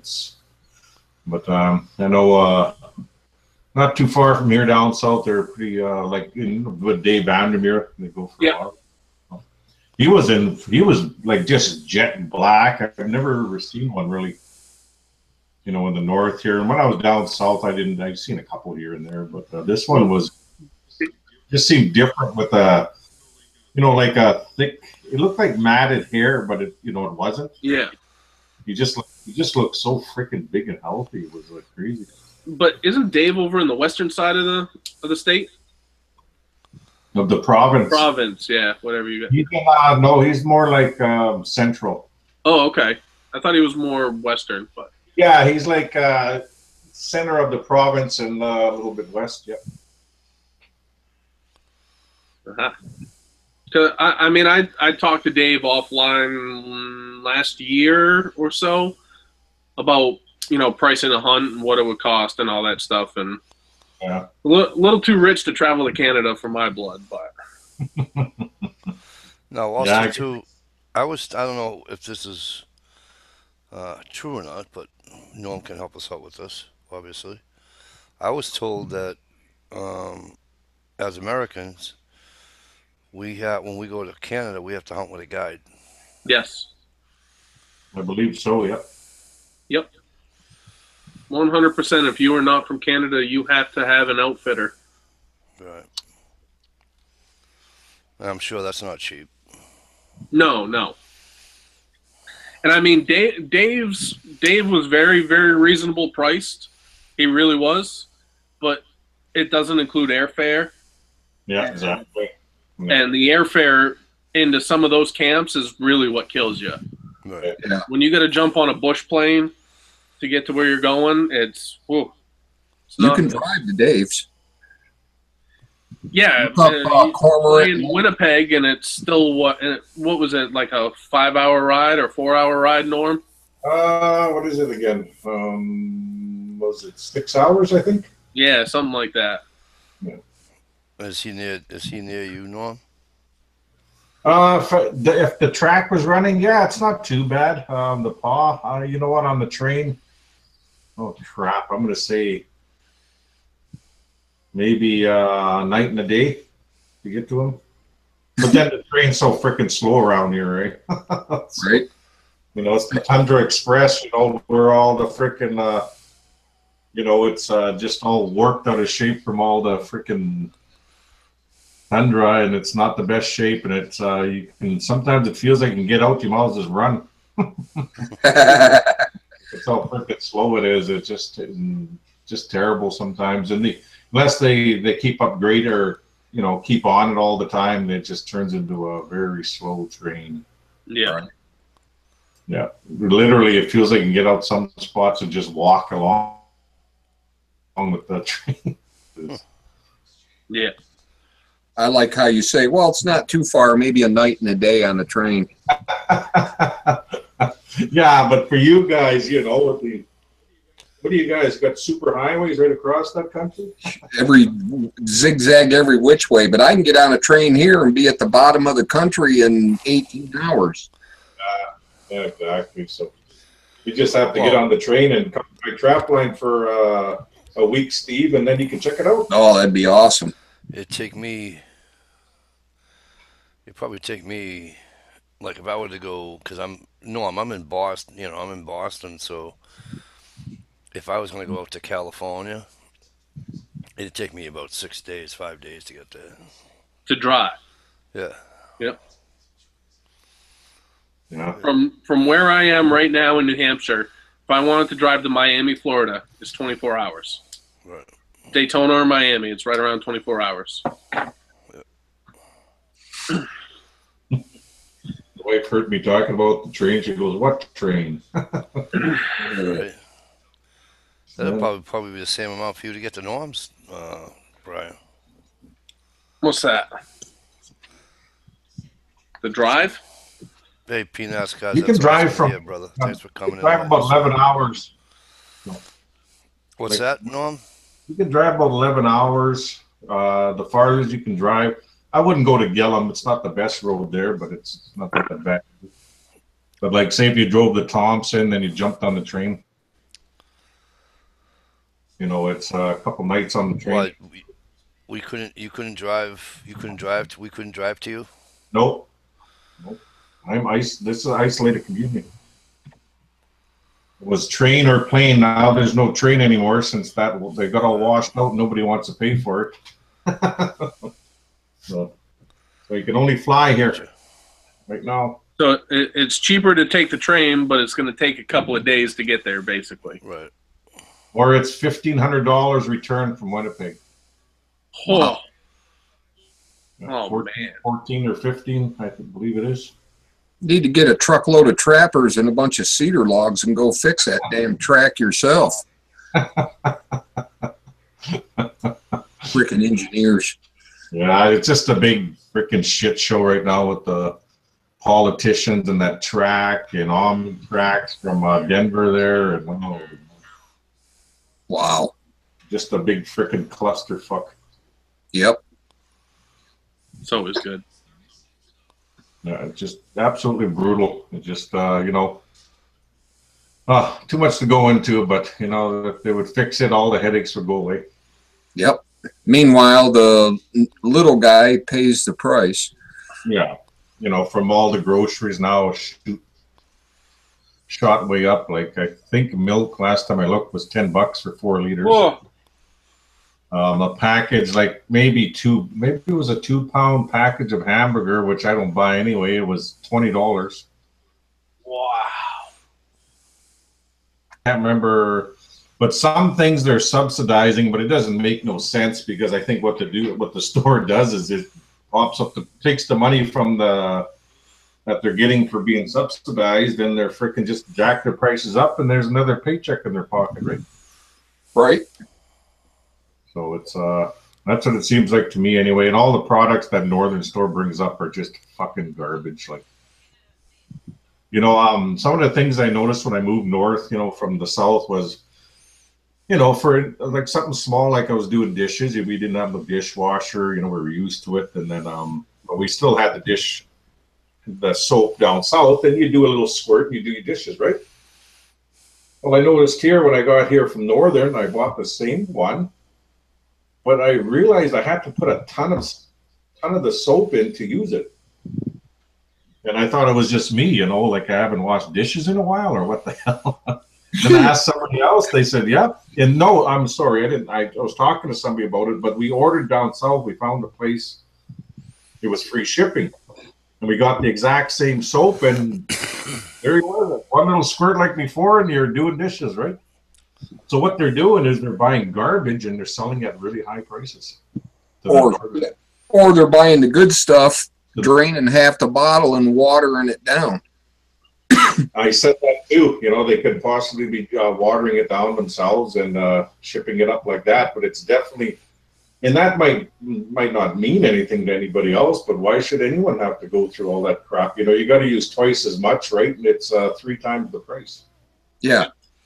Wow. So it just drained your pocketbook around here, and there's a lot of people leaving right now this community, and you can't afford to have there's 900 in the community, and you can't afford to have people leave. Right. You know, it's just destroying a lot of things because a company that is supposed to be fixed the track when it's down ain't fixing it. Well, then that means you abandon it. So give it up and give it to somebody that wants to run it. Well, that's the big the question right there, right? Yeah, that's a damn shame. See, that's a real problem to have. It's a real problem to have with politicians. Whereas our president treats about transgenders in the military, and everybody goes nuts. Yeah, just, you know, how do you fix a problem where they've been tax dollars over and over? Now nobody wants to touch it, right? Yeah. Because they've been living off the taxpayers, and you can go on, and everyone will have a different opinion. But the bottom line is just fix the goddamn thing. You own it. Exactly. Why should the taxpayers have to fix it? Yeah. And it's always the big, you know, like Steve said, it's always the little guy that has to pay the the bills, right? Yep. All the time. And even if they do fix it, all they're going to do is jack your rates up. Yeah. So they might do something else by, you know, shooting the prices up to pay for it, right? Yep. Kind of like our insurance companies. You get in an accident, they jack your rate. Yep. And you have already paid for it beforehand. That's why you have insurance. Yeah. Arg. That's crazy. I was saying that to the wife, like, how come it goes up? You know, how come at the, when I want to switch, I always say, if I want to switch insurance companies, give me all that money back I put in there. I didn't use it. So that's the way I look at it anyway. Yep. Yeah, and they jack your prices right up so nobody even claims anything, right? Yeah. So what's the point? What's the point? Yeah. Because the government tells you you have to have it. That's the point. And around here, it's the same thing, you know, your house insurance, you know, if somebody kicks in your door, you want a new one, it's not worth it. You must just go buy one yourself and pop it in. Really, the house insurance is just for if the whole house burns down, right? Yeah. And then they fight you on, oh, you should have upgraded your insurance. You only have 200. Now your house is worth $3 to build. We're not giving you 3. Sure. So you never win. Mm-mm. Biggest scam of the century. Oh, lots of those out there, right? Yeah, we're trying to find ways around that food, and well, we're wondering too, is it really worth it to buy here at Northern? So maybe get together some stuff where we know that one of the food outlets down south actually will take it to Quagmire and like box it for you and take it there. Yeah. Like, is it worth paying that freight for to bring it here? Is it going to be the same price as Northern? Well, if it is, well, it's going to be a better product in that box. Right. True. And fresher, right? Because some of their chicken, you walk in there, you know, like normally we don't buy that stuff, but it's, you know, because we eat lots of wild meat and stuff, but it's, you know, you can't even smell it. It's like the chicken's just spoiled sitting there. Well, it's freaking gross, man. It's like, it is gross. They do the same thing down here in the main grocery stores. They caught them keeping the chicken way past the due date, and it was actually starting to rot. They were washing it in bleach and then putting it on sale. oh, Jesus. It's just That like, sounds like an Alabama thing, Stevie. Shit, it was Kroger. Is Kroger a big chain down there? Yeah. Well, it is here. Yeah, not in my neck of the woods. Oh. Over here we got Hartsford and Market Basket. Yeah, Market Basket, Hannaford, Shaw's. Stop and Shop. No, we don't have Stop and Shop. We have a couple of Price Choppers. Well, All right, you guys, it's getting super late. Yeah. It's almost yeah, 2. thanks for having me on, guys. Norm, thanks a million for coming in, Norm. Always appreciated that when you come here. Yeah, that was fun Brian, to good to come see on you. and let a little bit of steam off. Hey, it works. Yeah. In my silliness tonight, I forgot to shout out and say hello to a good buddy of ours, Uncle Kyle. How are you? I hope things are well. And hopefully I'll see you tomorrow night. For everybody out in the chat room, thank you very much for coming tonight. Much appreciated. And we'll catch you all next Friday night. Yeah, have a good one, guys. Have a great weekend, everybody. Thanks, everybody.